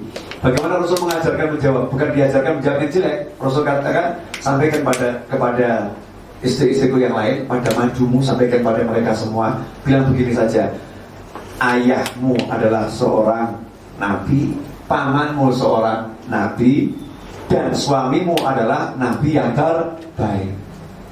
Jadi diajari ucap kalimat yang baik. Kenapa ayahnya Nabi? Karena turunan Yahudi, berarti kan turunan Nabi Musa. Ayahmu, kakekmu adalah Nabi. Pamanmu, Nabi Harun adalah seorang Nabi. Dan suamimu adalah seorang Nabi. Sedangkan mereka yang lain gak seperti kamu gitu. Bagaimana kalimatnya gak enak dirubah sama Rasul jadi kalimat yang luar biasa. Karena Muslim itu kalau ngomong harus baik. Contoh lagi ketika Sayyidatuna Aisyah ketemu Fatimah Zahra ngobrol, ceritakan sering kita ungkap ya. Fatimah Zahra ngobrol dengan Aisyah, ngobrol berdua. Kemudian Sayyidatuna Aisyah itu timbul berbangganya sebagai satu-satunya istri Rasul yang gadis. Satu-satunya istri Rasul yang gadis. Wahai Fatimah, dari seluruh istri ayahmu yang gadis cuman aku. Dari seluruh istri ayahmu yang gadis cuman aku. Berarti kalau Sayyidah Khadijah kan nggak gadis gitu kan? Fatimah Zahra agak gak enak artinya. Ibu saya kalah ini sama Ibu Aisyah ini, pangkatnya kalah. Lapor pada Nabi SAW. Maka Rasul mengajarkan kalimat yang baik, bukan kalimat yang jelek. Sampaikan pada ibumu, kalau boleh jawab, kalau boleh jawab, kalau gak boleh jangan dijawab. Oh iya. Maka ngadep lagi Aisyah, Fatimah ngadep ke Sayyidah Aisyah. Wahai ibu, boleh tidak saya mengomentari pernyataan ibu tadi yang katanya dari semua istri ayah yang gadis cuma ibu? Boleh tidak saya komentari? Oh boleh. Karena Sayyidatuna Aisyah yakin gak mungkin ada yang bisa mengalahkan ini ya. Kedudukan ini gak mungkin bisa dikalahkan. Tapi satu Fatimah Zahra ngomong, begini ibu, memang betul dari seluruh istri ayah itu yang gadis cuma ibu. Cuman alhamdulillah yang berhasil merebut perjaka ayahku cuman ibuku. Yang berhasil merebut perjaka ayah itu cuman ibuku. Sayyidatuna Aisyah langsung tersenyum sama jengkel gitu ya. Tersenyum kalah gitu kan. Ini pasti bapakku yang ngajarin gitu ya. Gak mungkin kalau ucap bapakku sendiri. Artinya yang keluar tuh kalimat yang indah gitu. Gak ada kalimat yang gak menyejukkan. Semuanya menyejukkan. Jadi Muslim itu begitu tuh loh, enak gitu. Nggak panas, nggak emosian, udah apa ya, apalagi radikal, emosian aja tidak, atau sampai radikal. Naudzubillah min dzalik. Nah sementara sekarang ini orang kok mengukur Muslim dengan panjang jenggotnya. Kalau mengukur Muslim panjang jenggotnya itu di belakang ada jenggotnya panjang, itu Muslim banget gitu. Ya kan ya, semakin panjang jenggotnya nanti semakin Muslim, misalnya begitu ya. Kalau semakin pendek, semakin Muslim. Kesian yang nggak punya jenggot, gitu kan? Kesian nggak punya jenggot gak ukuran. Ya walaupun jenggot ini sunnahnya Rasulullah SAW, tapi itu bukan ukuran. Atau dari dahi yang hitam, nanti semakin banyak hitamnya, maka ini semakin soleh orangnya. Tidak, kalau saya ngomong dahi hitam itu bukan ukuran. Kenapa? Itu dahi hitam merupakan kesalahan pada wajah. Kulitnya sensitif. Ya kulitnya yang dahinya hitam jangan tersinggung. Ya, jangan tersinggung. Itu kenyataan. Jadi orang yang dahinya hitam itu kan kulitnya sensitif, ya bukan karena soleh. Sadarlah apakah anda termasuk orang soleh nanti dulu. Ya. Oh, kalau mudah banget tuh ya, mau soleh hitamkan dahimu, enak betul gitu ya.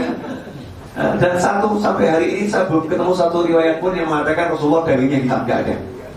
Rasulullah SAW itu dahinya bersinar dan mulus, ya bersinar dan mulus. Padahal beliau yang sujudnya paling lama dan sujudnya paling banyak. Kenapa? Kulitnya paling sempurna. Tapi kalau Habib Novel sujud kelamaan dikit langsung nanti hitam karena kulitnya juga sensitif.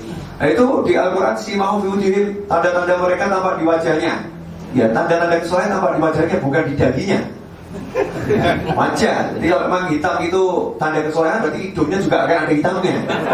Karena hidung juga anggota sujud, atau di pipinya nanti roser-roserkan atau gimana. Tapi wajahnya itu tanda soleh, sehingga dilihat itu menenteramkan, menyenangkan. Itu wajah Islam sebenarnya begitu, dari orangnya aja sudah menyenangkan. Innallaha jamil yuhibbul jamal. Muslim itu penampilannya harum. Muslim kok mampu. Ya, ada Muslim kok aromanya gak enak. Muslim itu aromanya harum. Rasulullah kalau jalan kemana-mana orang tahu Rasulullah baru lewat. Sementara kita orang jalan, orang tahu ini barusan lewat. Karena punya luar biasa. Ya naudzubillah min dzalik. Ya kan? Ini kan naudzubillah min dzalik. Jadi Rasulullah dari aromanya itu khas gitu ya. Jadi dikenal aromanya. Dan orang yang ketemu nggak akan lupa lihat wajahnya itu langsung terpesona.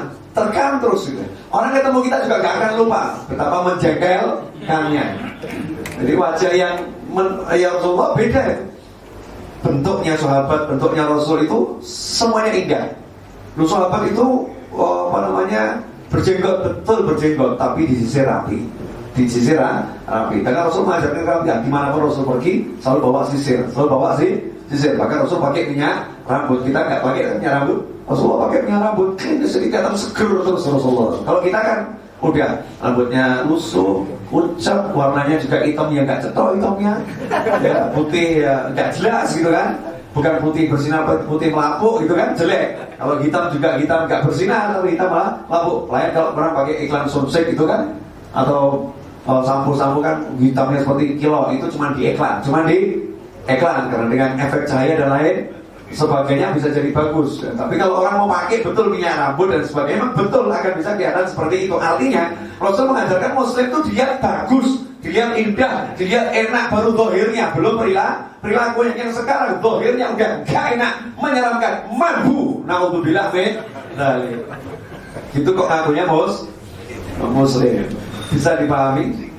Ya, sejak saya tadi tanya udah berapa jam sampai sekarang itu sudah setengah jam. Sebetulnya cara ngomong udah berapa lama ini? Yang rekam ada rekam di sini? Bagian pun? 1 jam 10 menit. Boleh tambah dikit ya? Oh, itu baru dua cerita. Mau banyak cerita atau sedikit cerita? Banyak. Ini saya kira tadi saya tuh minum habis kok Kuat lagi ya? Yang mau bisa apa? Otomatis. Otomatis ya, rasa ritual muncul sendiri. Keajaiban majelis. Yang lain juga begitu, habis bisa muncul. Biasanya punya keramat cuma saya, yang lain nggak punya keramat. Gelasnya hilang.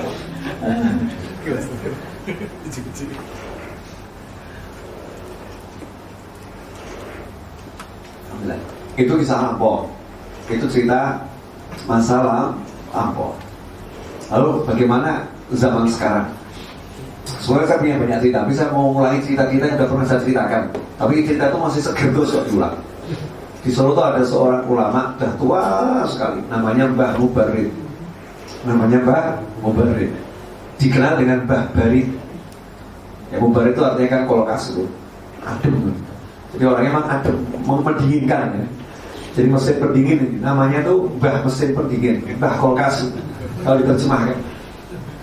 Nah, kalau ketemu orang tuh dikit-dikit ucap Alhamdulillah, Alhamdulillah, cuma begitu loh hobinya. Gimana kabarnya? Alhamdulillah, mantap gitu. Walaupun sudah tua, udah ucap Alhamdulillah itu semangatnya luar biasa. Suatu hari berangkat ke majelis naik sepeda kayu, gitu. Sepeda kayu lewat di jalan sama Triadi, yang namanya orang tua ya. Pagi-pagi ditabrak sama anak muda naik motor. Nah kira-kira kakek-kakek naik sepeda ditabrak anak muda naik motor, itu yang menang siapa? Ya sama jatuhnya kan yang jelas, sama jatuhnya. Nah ini Mbak Mubarak ini bangun, Mbak Mubarak ini bangun. Anak muda itu masih terkapar, dia naik motor kan kasus lebih berat ya. Terkapar, didatangi sama Mbak Mubarak, kemudian dipegang tangannya dengan bahasa Jawa yang sangat bersahabat gitu ya. Lele gitu ya. Anak orang tua sama anak muda kan bahasa gitu. Lele, kowe mau makan ke koman ya nabrak aku apa orang? Hei anak muda, kamu dari rumah tadi sudah berniat nabrak saya atau tidak? Jawab, boten mbah. Tidak mbah, tidak. Sama, saya berangkat juga tidak pernah punya niat untuk ditabrak. Alhamdulillah, ayo pulang. Coba. Paham maksud saya ya? Artinya beliau menampilkan sesuatu yang indahnya luar biasa. Justru peristiwa itu mengajarkan tauhid. Kamu gak niat nabrak, saya gak niat untuk ditabrak. Berarti tabrakan ini maunya Allah Ta'ala, maunya Allah, ini takdirnya. Tugas kita syukur, Alhamdulillah. Udah pergi. Nah, coba sekarang muslim ketemu muslim. Ya Allah, coba perhatikan di Jakarta, di Bandung, di Solo, dan kota-kota besar yang macet. Muslim ketemu muslim, sama-sama pakai kopiah. Itu kalau di gang ketemu gang, mau tubruan, yang ada saling pendirian atau senyum? Coba. Hah? Bukan senyum yang ada langsung mendiri dulu nih. Gitu kan ya. Ya satu mulai senyum, yang lain kadang masih cemberut gitu, masih cemberut. Apalagi yang satu pakai kopiah, yang satu nggak pakai kopiah, itu lebih parah lagi gitu kan. Udah pokoknya musuhan ini, maunya musuhan. Padahal dia muslim sama muslim. Kenapa seperti itu gitu? Nah, berarti kan nggak ngerti al-muslimu man salimal muslimuna min lisanihi wa yadihi. Seorang muslim adalah yang muslim lain selama dari gangguan lisan dan dari gangguan tangannya. Boleh saya kisahkan diri saya sendiri? Boleh ya? Ya itu dulu, bukan sekarang. Sekarang lain. Dulu saya masih baik, kalau sekarang udah rusak. Dulu di masa-masa baik saya, ya di masa-masa saya masih baik. Kalau sekarang jangan dicoba, jangan dipraktekkan sekarang. Cerita ini jangan dipraktekkan sekarang. Kalau dulu saya begitu, kalau sekarang lain. Ya sekarang saya lain. Karena saya takut nanti saat saya ceritakan ada yang praktek gitu loh. Paham? Saya dulu berangkat ke masjid, lulus SMA, berangkat ke masjid. Di gang di dekat rumah saya itu, ini gang mentok jalan raya. Gang mentok jalan raya. Ada orang masuk jalan kaki juga di gang itu. Kebetulan berpapasan persis. Jadi saya dengan dia berhadapan-hadapan. Saya geser ke kanan, dia ikut geser ke kanan arah saya. Saya geser ke kiri, dia juga geser ke kiri. Jadi maksudnya sama-sama mau cari ngasih jalan ya. Saya mau ngasih jalan, dia mau ngasih jalan. Akhirnya saya berhenti, diam, saya senyum. Saya senyum gitu kan. Maksudnya silahkan jalan. Dia maju ke depan, ternyata tangannya bawa batu bata. Langsung dikeprukkan ke kepala saya. Mak, Alhamdulillah, made in Allah lebih kuat daripada batu bata. Batu bata yang hancur berkeping, kepala saya alhamdulillah masih utuh. Gitu kan. Kemudian saya senyum, terus saya jalan. Itu dulu. Kalau sekarang mak ya awas. Ya, itu dulu mak ya saya senyum, senyum kemudian saya jalan. Ya. Mungkin dia juga heran, orang ini kok dikeprok dia bisa senyum gitu kan. Mestinya dikeprok dia akan marah, dihantam keras dengan batu bata kan seharusnya marah. Nah alhamdulillah saya itu jadi agak bisa ceramah, mungkin gara-gara pernah dipukul batu bata. Maka Anda kalau pengen bisa ceramah seperti saya, praktek dulu sama saya pukul batu bata dulu. Habis senyum gitu, saatnya senyum. Akhirnya asal betul ulang. Sabda Rasul sabar itu pada pukulan pertama. Jadi ketika kita dapatnya gak enak kok bisa langsung sabar, bisa senyum, itu nilainya di situ. Nah sementara kita ini jadi muslim, begitu dapat yang gak enak, balasannya langsung gak enak. Setelah sekian lama baru, oh iya, yaudahlah, maafkan saya tadi ya, telat mas. Lewat. Ya udah lewat. Jadi contohnya sederhana sama orang tua, cium kening orang tua itu setahun sekali belum tentu ya. Ya, mau nunggu kapan? Nunggu udah terbujur kaku jadi mayat. Dia terbujur kaku jadi mayat, baru dicium keningnya. Bapak, ibu, jawab telat nah, gitu. Dan jadi mayat. Sedangkan Rasulullah SAW mengajarkan Fatimah Zahra putrinya, setiap ketemu Fatimah itu mencium kening Rasulullah SAW. Mencium kening Rasulullah, kan indah deh. Indah sekali, ini kan potret Islam yang cakep ya. Anak ketemu orang tua cium keningnya, orang tua ketemu anak cium keningnya. Ada ini sekarang mana di rumah tangga umat Islam yang kelihatan begini nih? Susah kan carinya? Susahnya luar biasa. Saya kalau nanti udah keluar negeri ke tempat yang banyak orang yang non muslim, nah, terus kita ketemu muslim, nanti di situ baru muncul Islam. Ya, saya waktu ziarah ke Cina, ke Cina. Kok di Cina masuk satu masjid tertua di Cina, umurnya sekitar 1400 tahun, hampir 1300 sekian, karena yang mendirikan sahabat. Nah, saya sholat di situ, terus ada muslim lain. Saya nggak nanya, Mas, mohon maaf, Anda NU bukan? Nggak ada. Atau dia nanya sama saya, Anda ini kira-kira suka tahlil atau nggak suka? Ada begitu kan? Ada nggak begitu? Nggak ada. Begitu ketemu muslim, senangnya luar biasa. Ada rasa senang. Saudara saya, kamu saudara saya saudara kamu. Jadi brotherhood di Islam itu terasa betul. Di Indonesia mayoritas umat Islam kok nggak bisa begitu kita ya? Aneh ya ini. Kok terkotak-kotakan oleh apa? Golongan dan ajaran dan aliran. Mestinya kan terhadap yang kafir aja lakum dinukum waliyadin kok. Maksudnya sama muslim kan bisa tuh ya. Selama itu diakui oleh pemerintah ya. Ya diakui oleh pemerintah, nyatakan aliran itu tidak sesat. Mestinya kita kan bisa katakan kamu saudara saya, udah kamu amal sesuai dengan amalmu, saya begini, kamu begitu, kita saudara. Nah ini yang terjadi itu satu dengan yang lain, gontok-gontokan, musuh-musuhan, naudzubillah min dzalik. Bahkan topiknya ceramah semua cuma bab yang seperti itu. Jelas? Ada yang mau nanya? Mumpung saya buka, saya jawab, semoga gak ada yang nanya. Gak ada? Halo, Mas Adit mau nanya? Oh mau nanya? Nah. Oh enggak. Ada yang mau nanya? Silakan Bu. Assalamualaikum warahmatullahi wabarakatuh. Waalaikumsalam warahmatullahi wabarakatuh.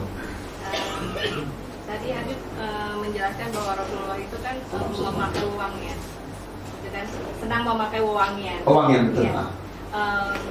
Pernah saya membaca di salah satu katalog kalau untuk muslimah itu hukumnya apa ya? Kalau memakai uang. Wewangian untuk muslimah. Jadi Islam itu tetap suka wewangian. Islam suka wewangian. Jadi muslim ataupun muslimah disunahkan pakai wewangian. Hanya saja jenisnya untuk lelaki itu yang lebih beraroma, Ya, sedangkan kalau untuk wanita itu yang lebih berwarna, tapi aromanya hanya untuk lokal dirinya dan orang yang di dekatnya saja. Jadi bisa tercium dirinya dan orang yang di dekatnya.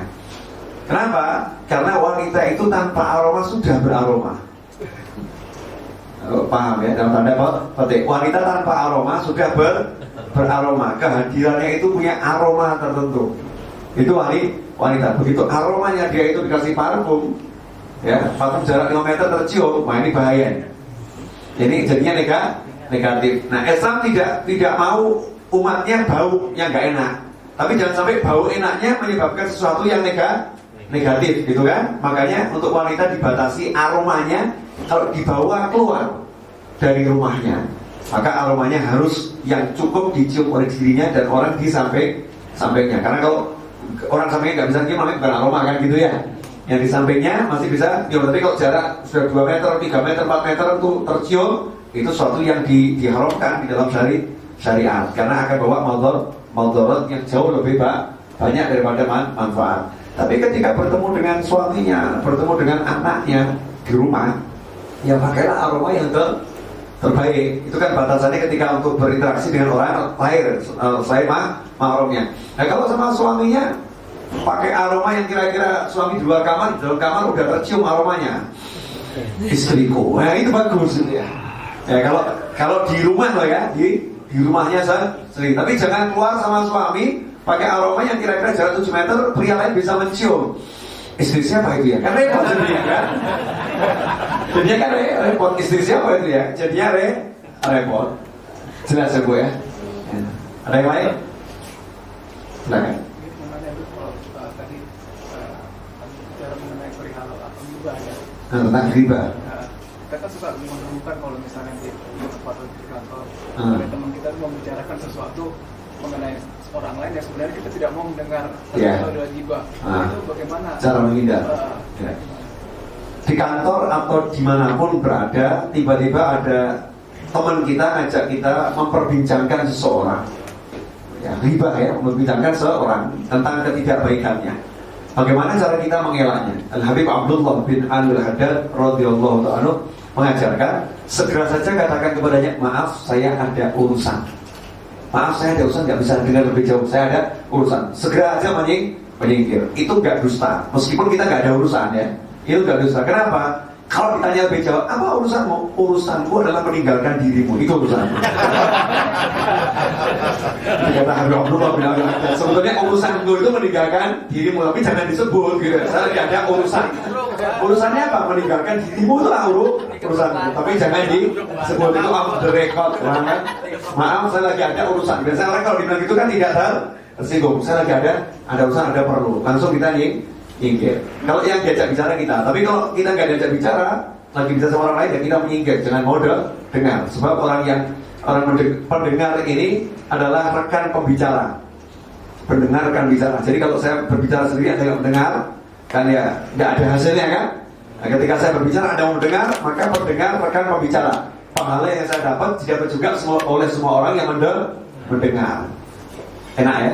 Nah, pahala orang yang mendengar didapat oleh yang berbicara. Karena memang rekan kita partner.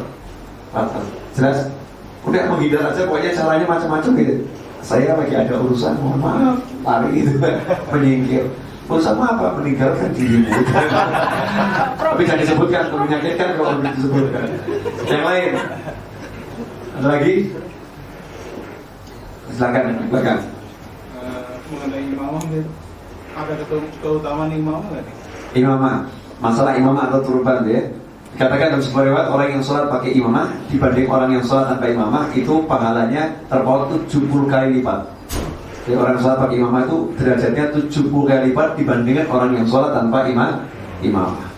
Kenapa? Karena memang ada perintah Allah, khudhu zinatakum 'inda kulli masjid. Setiap kali kamu mau sholat, maka pakailah pakaian kalian yang terbaik. Dan pakaian terbaik itu diantara Rasulullah tidak pernah meninggalkan imamahnya ketika sholat itu dipakai. Nah, karena dia memang penampilannya lebih dibanding orang lain secara zahir, maka dia juga dapat pahala lebih. Dan itu menjadi alasan kenapa ketika kadang dalam sebuah pengajian orang ketika tampil menyampaikan ceramah dia pakai imamah, sebenarnya bukan karena mau bergaya, bukan, tapi untuk menampilkan yang terbaik ya. Itu pakaian yang terbaik sesuai Nabi. Kadang ada orang mengatakan itu pakaiannya orang Arab. Nah ini kadang ya kita untuk jengkel gitu ya. Ada orang yang kemudian mengatakan itu pakaiannya orang Arab. Kita orang Jawa pakai peci hitam saja atau pakai kopiah saja. Ini pakai kopiah ini sudah cukup. Sudah kita pakai celana panjang, nggak usah pakai jubah, nggak usah pakai imamah seperti Habib gitu. Itu memang orang Arab gitu. Itu memang orang Arab, bukan pakaian Islam. Ini yang salah di sini, bukan pakaian Islam. Yang menjadikan pakaian itu Islam atau enggak Islam adalah Nabi Muhammad Shallallahu Alaihi Wasallam. Rasul tidak melarang kita mau pakai peci, mau warna merah, kuning, biru, hitam, tidak jadi masalah. Karena pakai peci, ya peci mau baju Soekarno atau peci yang seperti ini adalah sunnah Nabi karena menutup kepala. Menutup kepala ini sunnah Nabi Muhammad SAW. Sesuatu yang kita pakai di kepala. Kemudian kita mau pakai imamah, bentuknya mau pakai ikan tadi ya. Ikan itu juga disebut imamah, pakai pelanggan juga disebut imamah. Tapi jangan bilang kemudian orang yang pakai jubah, kemudian pakai imamah, dikatakan itu pakaian Arab. Bukan, itulah pakaian Nabi Muhammad SAW. Bukan karena beliau orang Arab, memang Rasulullah pakaiannya seperti itu. Kalau Rasulullah SAW tahu ada pakaian yang terbaik ya, di luar itu pasti Rasulullah akan pakai belangkon kali ya. Rasulullah akan pakai belangkon. Memang nggak bisa gitu ya. Atau Rasulullah pakai ikat, memangnya nggak bisa. Rasulullah bisa mau biar langit udah ditembus, tapi Rasulullah pakai ini yang terbaik untuk Rasulullah ya, dan sesuai juga dengan adat yang berlaku di sekitar Nabi Muhammad SAW. Jangan pernah bilang pakaian Rasul adalah pakaian orang Arab gitu ya. Itu pakaian Islam ya seperti itu. Atau kalau kita pakai celana panjang boleh-boleh aja. Rasul juga pernah pakai celana panjang. Nah, kita mau pakai baju modelnya nggak gamis, gimana Beb? Baju takwa nggak apa-apa, namanya juga baju untuk aurat. Tapi sepakat imamah ini adalah salah satu sunnah yang disunahkan Nabi Muhammad Shallallahu Alaihi Wasallam. Kalau repot pakai imamah ya pakai belangkon, udah itu imamah Jawa ya imamah Jawa. Karena apa? Karena orang Jawa memang modelnya itu seperti itu. Jadi seninya pakai imamah yang modelnya demikian ya, modelnya seperti itu. Tapi bukan modelnya yang jadi sunnah, karena mengikatnya suatu di atas kepala itu jadi sunnah. Karena itu sebagian orang kadang kalau nggak punya kopiah aja, ada pakai sapu tangan loh. Sapu tangan taruh di atas kepala gini kan, diikatkan di sini, dijadikan kopiah. Karena mengambil sunnah, nutup kepala. Terus sunnahnya Rasulullah. Jelas? Yang jelas kalau saya pakai imamah tanpa lebih ganteng. Saya, nah kalau Anda wallahu a'lam, coba dulu. Ya coba dulu. Ya orang pakai sunnah Rasulullah pasti ada sesuatu. Kalau kita pakai sunnah Rasul, pasti kita akan berubah. Ada wibawanya itu. Ada sesuatu yang tiba-tiba berubah dalam diri kita. Jelas? Yang lain? Ya. 15 menit lagi berakhir pertandingan. Ada yang mau nanya? Silakan. Iya, di luar sholat terutama kalau masuk kamar mandi toilet juga disunahkan untuk kepala. Kemudian malam hari ya untuk kepala. Islam itu ngajarkan lengkap. Karena malam ini kan udara dingin lembab ya. Ini tempat masuknya penyakit ini bisa lewat kepala. Makanya orang cenderung mudah flu gitu kan. Nah makanya orang yang rajin pakai kopiah rajin begini ya, pakai kopiah rajin. Syaratnya rajin. Itu insya Allah nggak mudah kena penyakit flu dan sejenisnya. Bukan nggak bisa, tapi tidak mudah. Kemudian di dalam kamar mandi itu bakteri kan mudah masuk lewat kepala dengan lembabnya itu. Makanya disunahkan untuk nutup kepala dan pakai alas kaki. Memang Islam itu mengajarkan sudah lengkap. Cuma kitanya aja yang agak ribet, masa pakai masuk toilet aja pakai menutup kepala gitu kan. Jelas? Yang lain? Silakan. Kalau bicara wajah Islam itu kan kita sekarang mungkin karena sebagian dari kita ini bertorikoh ya. Kalau orang dibenturkan ini kan seolah-olah saya antara sufi, torikoh dengan wahabi atau salafi. Iya.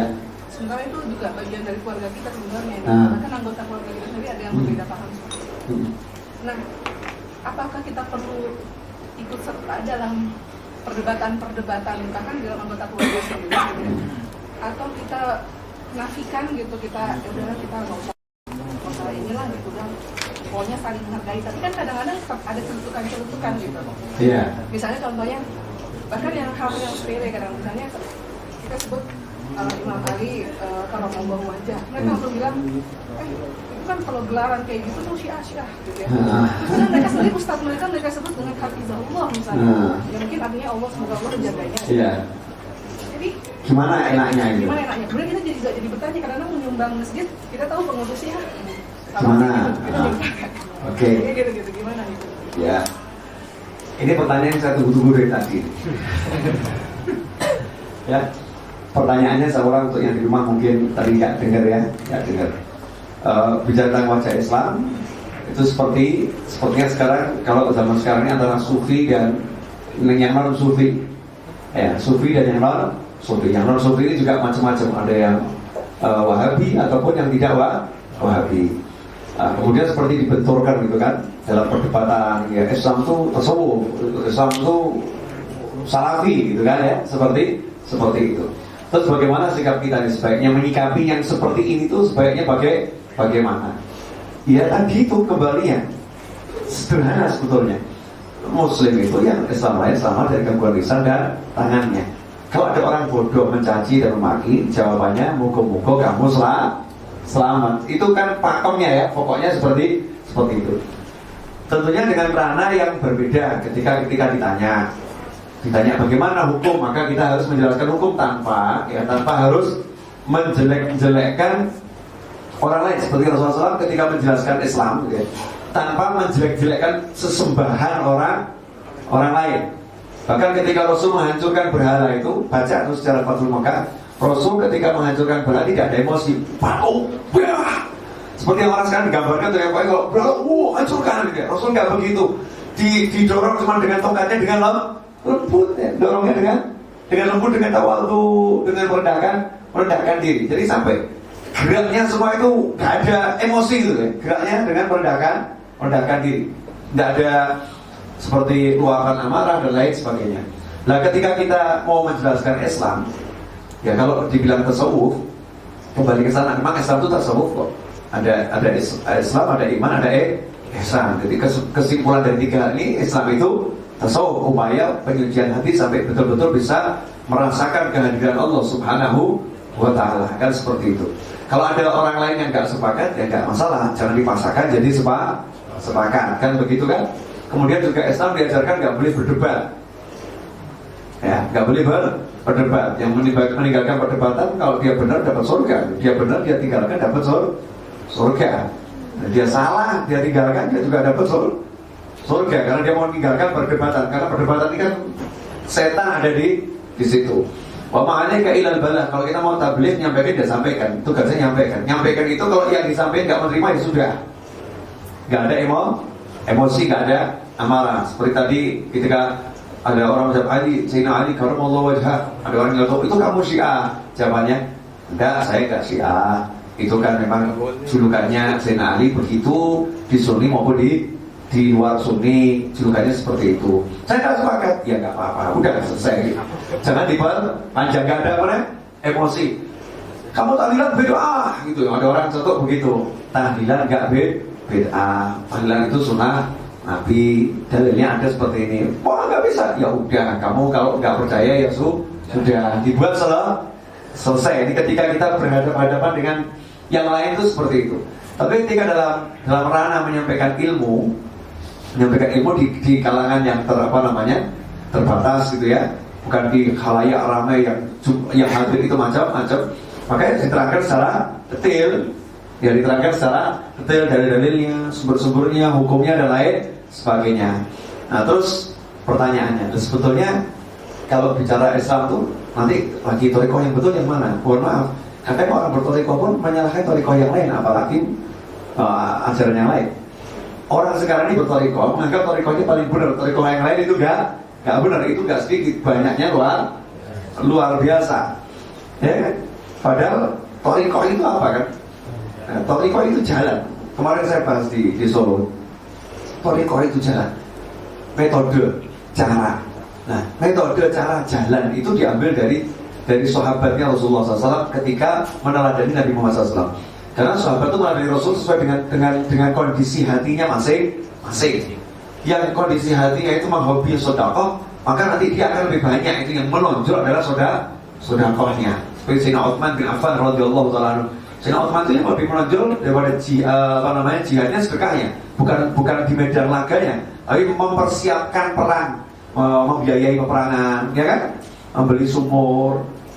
Tampaknya menonjol di situ sama Abid. Sayyidina Utsman ini seorang yang ahli ibadah, hidupnya ngaji, terus dia tarekohnya di sana, bukan menampakkan seperti Sayyidina Ali bin Abi Thalib. Sayyidina Ali ini panglima perang, dia lebih tampak tuh Sayyidina Ali bukan sholat malam ya, padahal beliau ahli sholat malam. Tapi enggak itu yang kelihatan, tarekohnya itu jihad, perang gitu. Kemudian ilmu, Sayyidina Ali kan anak Madinatul Ilmi wali babuha. Yang kelihatan di zikirnya, di wiridnya, di sholat malamnya Sayyidina Ali enggak kelihatan, tapi kelihatan di penyampaian ilmunya.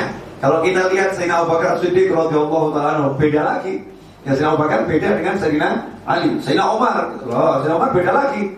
Orangnya pokoknya ngomongnya kes-kes tuh Sayyidina Umar. Ada yang alim. Tarekohnya itu Al-Faruq yang menyampaikan kebenaran dengan tajam, itu Sayyidina Umar. Kemudian suka bantu fuqara wal masakin. Yang lebih tampak di situ Sayyidina Umar, tarekohnya bantu orang, melayani orang, itu tarekohnya Sayyidina Umar Ibn Khattab radhiyallahu taala. Tidak kelihatan bagaimana sholat malamnya, bagaimana puasa siangnya, tidak kelihatan. Lain dengan Abu Darda radhiyallahu taala. Abu Darda lebih kelihatan sholat malamnya, puasa siangnya, sholat malamnya, puasa siangnya. Karena emangnya tarekohnya itu sholat malam, puasa siang. Ada satu sahabat lagi yang tarekohnya cuma sholat toh. Ya Rasulullah, saya banyak bersolawat kepadamu. Berapa banyak saya akan jadikan waktu saya doain untuk bersolawat kepadamu. Ya, masih silahkan, terserah kamu. Mau kamu jadikan berapa terserah. Ya Rasulullah, kalau seperempat waktu doa saya gunakan untuk sholat bagaimana? Masih terserah kamu, tapi kalau kamu tambah lebih bagus. Kamu tambah lebih bagus. Sampai akhirnya ya Rasulullah, kalau begitu saya jadikan seluruh waktu saya untuk sholawat kepadamu. Jawab ya Rasulullah, kalau begitu itu untuk warahmat. Kalau begitu apa yang kamu inginkan akan dipenuhi dan dosamu diampuni. Ini tarekohnya cuma sholawat terus, nggak bahas Al-Quran nih, nggak bahas ngaji yang dibahas sholawat. Ada lagi sahabat yang tarekohnya baca Al-Quran. Ya, Abu Musa al-Asy'ari itu ngaji terus. Abu Musa al-Asy'ari radhiyallahu ta'ala sampai di rumahnya, beliau kumpulkan masyarakat sekitar, beliau baca Al-Quran, yang lain suruh mendengarkan. Tarekohnya Abu Musa al-Asy'ari adalah baca Al-Quran, kan seperti itu. Nah, kalau orang bertarekoh sebetulnya kan sesuai dengan kondisi hatinya. Contoh di tarekoh Haqqani Naqsyabandi, dengan segala hormat, ya. Memang semua tarekoh zikirnya ada, tahlilnya ada, sholawatnya ada, gitu kan. Tapi apakah Naqsyabandi tarekoh ini yang tampak itunya? Tidak kan? Tidak tampak la ilaha illallah, tidak tampak. Sekarang semua tarekoh ya la ilaha illallah. Tapi kalau Naqsyabandi lebih tampak pada sholawatnya. Ketika bersolawat ada gerakan tubuh menikmati solawat, ya kan, dengan tabuhan rebana. Itu yang buat pengikut tarekoh ini lebih langsung bisa nyambung kepada Allah Subhanahu wa Ta'ala. Berarti tarekoh Naqsyabandiyah memang ciri khasnya di situ. Akhirnya TKN misalnya Suryalaya, ya, atau yang lain. Karena TKN macam-macam, ada TKN Suryalaya, ada TKN-nya Qadiriyah Naqsyabandiyahnya Surabaya itu. Ya Sorry, kan? Ya Sorry Surabaya, Didik, TKN macam-macam banyak. TKN itu banyak, bukan cuma di Suryalaya. Kalau TKN Suryalaya, TKN Suryalaya. Ada tarekoh Qadiriyah Naqsyabandiyahnya, ya Asrori. Nanti ada TKN-nya siapa lagi? Saya pernah ketemu TKN di Jambi. Qadiriyah Naqsyabandiyah tapi dari Jambi, beda gitu ya. Tapi nanti yang menonjol apa? Ya, lebih banyak untuk baca manaqibnya. Baca manaqibnya, jadi menonjol itu manaqibannya gitu. Di TKN ya, manaqibannya. Khusus yang di Suryalaya mungkin menonjol di dzikir la ilaha illallahnya. Jadi TKN Suryalaya beda dengan TKN yang lain apa? Dia lebih menonjolkan la ilaha illallah dan manaqibnya. TKN ini menonjolkan manaqibnya. Kalau TKN Jambi saya lihat kalau menonjolkan manaqibnya sama dalailul khairatnya, sholawatnya. Apa yang menonjol itu sesuai dengan kondisi gurunya. Dan pengikut itu cari yang cocok. Orang sukanya rujak dipaksa makan sate kan nggak bisa loh. Ya udah, yang makan rujak, yang makan sate makan sate. Yang penting semua pada makan gitu. Semua pada makan. Itu sebetulnya tarekoh, metode yang disesuaikan dengan kondisi hati, kondisi jiwa muridnya dan kondisi jiwa gurunya. Nah kalau udah tahu begitu kan nggak ada loh. Kemudian memaksa wajah Islam satu, tidak mungkin wajah Islam itu satu, tidak mungkin. Islam itu wajahnya yaitu beraneka beragam. Makanya ada orang yang sebetulnya teman-teman yang mengatakan kembali pada Al-Quran dan Sunnah, ya kan sudah bagus, sholatnya kenceng, ya, ngajinya kan kenceng. Ya udah, torikonya perbanyak sholat dan memperbanyak baca Al-Quran. Udah kamu itu tekuni itu, jangan salahkan yang lain. Insya Allah kamu akan sampai pada Allah Subhanahu wa Ta'ala. Saya tidak bicara akidahnya ya, kita bicara dari cara ibadahnya. Sementara kita misalnya, kita ya sholat alhamdulillah, ngaji alhamdulillah, ada plusnya misalnya. Kita juga mau musik gitu, karena Rasulullah juga tidak melarang musik secara mutlak. Musik yang melupakan pada Allah itu yang dilarang. Ini ada pakai rebana, ya udah biarin dia yang musik dengan musiknya. Nah kalau ada orang lagi musik yang nggak suka musik marah-marah, jangan pakai musik ya, musik itu nggak enak, ini cuman mengganggu, memekakkan telinga gitu kan. Nah yang jago musik ngomong, ini hatimu mati, masa dengar suara musik nggak bisa tergerak, masa dengar suara musik kamu nggak enak. Nah kalau begitu kan nggak ada habisnya. Jadi yang paling enak itu kalau ada yang ngomong ya ucapannya, ya udahlah, mudah-mudahan kamu jalankan, saya jalankan yang saya jalankan. Lain kapasitasnya kalau guru ngajar itu berbeda. Nah, saya ada contoh dalam kitab Rawdhur Rayyahin. Kitab Rawdhur Rayyahin itu Imam Yafi di mukadimahnya itu bagus. Kitab ini saya tulis, ya sebetulnya ada perawinya langsung sampai yang pertama kali menceritakan. Karena saya cuma cerita semua. Jadi sumbernya cerita ini dari siapa, asalnya, sebetulnya sanadnya itu sampai ke saya ada semua. Tapi sengaja saya hilangkan sanadnya, langsung saja pada sanad yang teratas, Anfulan cerita begini. Kenapa? Karena orang yang percaya, gak usah disebutkan sanadnya, dia tetap percaya. Kalau orang yang gak percaya, saya sebutkan sanadnya sepanjang apapun, dia tetap tidak percaya. Jadi ngapain ngeladeni buat buku niat ngeladeni orang yang gak percaya? Itu capek gitu kan? Atau memuaskan orang yang percaya, udah percaya kok, buang-buang waktu. Imam Yafi'i ambil jalan yang dia pokoknya udah saya sedikit aja syaratnya disebutkan, syaratnya dikit sebutkan gitu ya. Tanpa ada niatan membuat orang percaya. Yang percaya boleh, gak percaya juga boleh. Yang percaya ya pasti percaya, gak percaya pasti tidak akan percaya. Artinya tidak mau memaksakan pendapatnya kepada orang lain. Itu sebenarnya sikapnya Muslim kan begitu. Jadi dia jalan aja lempeng, tanpa ganggu orang lain, dia jalani ajarannya sendiri sambil dia ngajak oke, tapi nggak ganggu orang lain. Kurang lebih begitu. Sebenarnya cantik atau nggak cantik gitu ya? Nah, kalau bisa begitu kan cantiknya luar biasa. Saya masuk masjid, saya lihat ada satu muslim yang saya nggak tahu nih madhabnya apa. Ya madhabnya apa? Tapi saya lihat wajahnya itu menyenangkan. Kan tidak harus dia madhab Syafi'i kan? Bisa jadi dia madhabnya Hambali, Hanafi atau Maliki. Wajahnya sangat menyenangkan. Ketika sholat berjamaah, saya bilang kamu jadi imam. Karena nanti saya bilang ini orang baik. Kamu jadi imam. Dia bilang ya kamu jadi imam. Enggak, kamu jadi imam. Saya mau jadi makmum saja. Ya di luar lagi, selesai sholat gitu ya. Dan saya belum pernah dengar orang sholat Al-Fatihah pakai A'udzubillahi minasyaitonirrajim. Itu kan gak dijaharkan, disirkan kan? Allahu Akbar, A'udzubillahi minasyaitonirrajim, Bismillahirrahmanirrahim. Ya, terus baca sholat subuh itu. Tapi ternyata dia gak pakai doa kunut. Tapi dia sholatnya lengkap. A'udzubillahi dibaca, basmalah juga dibaca lengkap. Karena dia mazhabnya bukan Syafi'i. Ketika dia baca tuh bacaannya fasih, kemudian dia doanya apa? Fasihnya bagus juga. Selesai kemudian nanya, saya ngobrol dari mana gitu, Kazakhstan. Dari Kazakhstan. Bisa bahasa Arab, bisa. Saya ajak berbicara bahasa Arab. Wajah Cina Kazakhstan kan, bahasa Arab. Dan saya heran bahasa Arabnya itu fasih. Dia juga heran kalau bahasa Arab saya juga apa? Fasih. Dia nanya dari mana? Indonesia.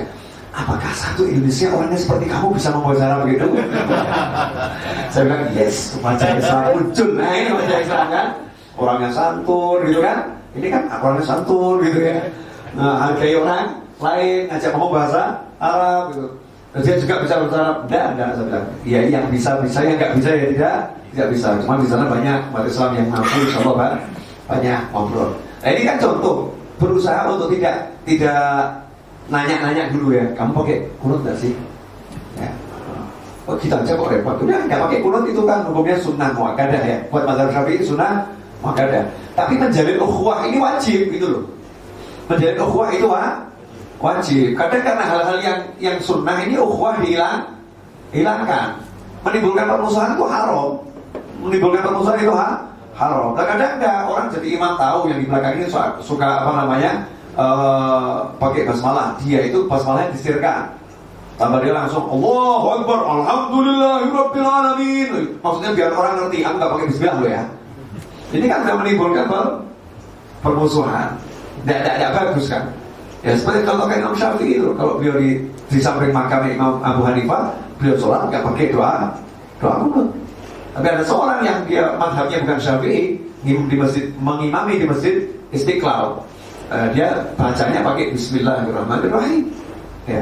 Walaupun dia madhabnya mengajarkan langsung Alhamdulillah, Bismillahnya disirkan ya. Tapi dia ketika imam ini tahu jamaahnya Syafi'i semua, dia Bismillahirrahmanirrahim. Subuhnya dia pakai kunut. Padahal dia kalau sholat subuh nggak pakai kunut, tapi dia pakai kunut. Kenapa? Karena ini wilayahnya wilayah siapa? Lah yang seperti ini loh sekarang hilang. Yang seperti ini sekarang hilang. Yang ada mengedepankan aku benar, kamu salah.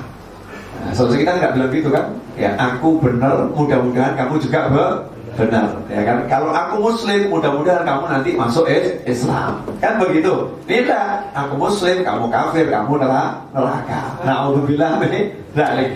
Jadi beda gitu loh. Tidak ada Islam itu.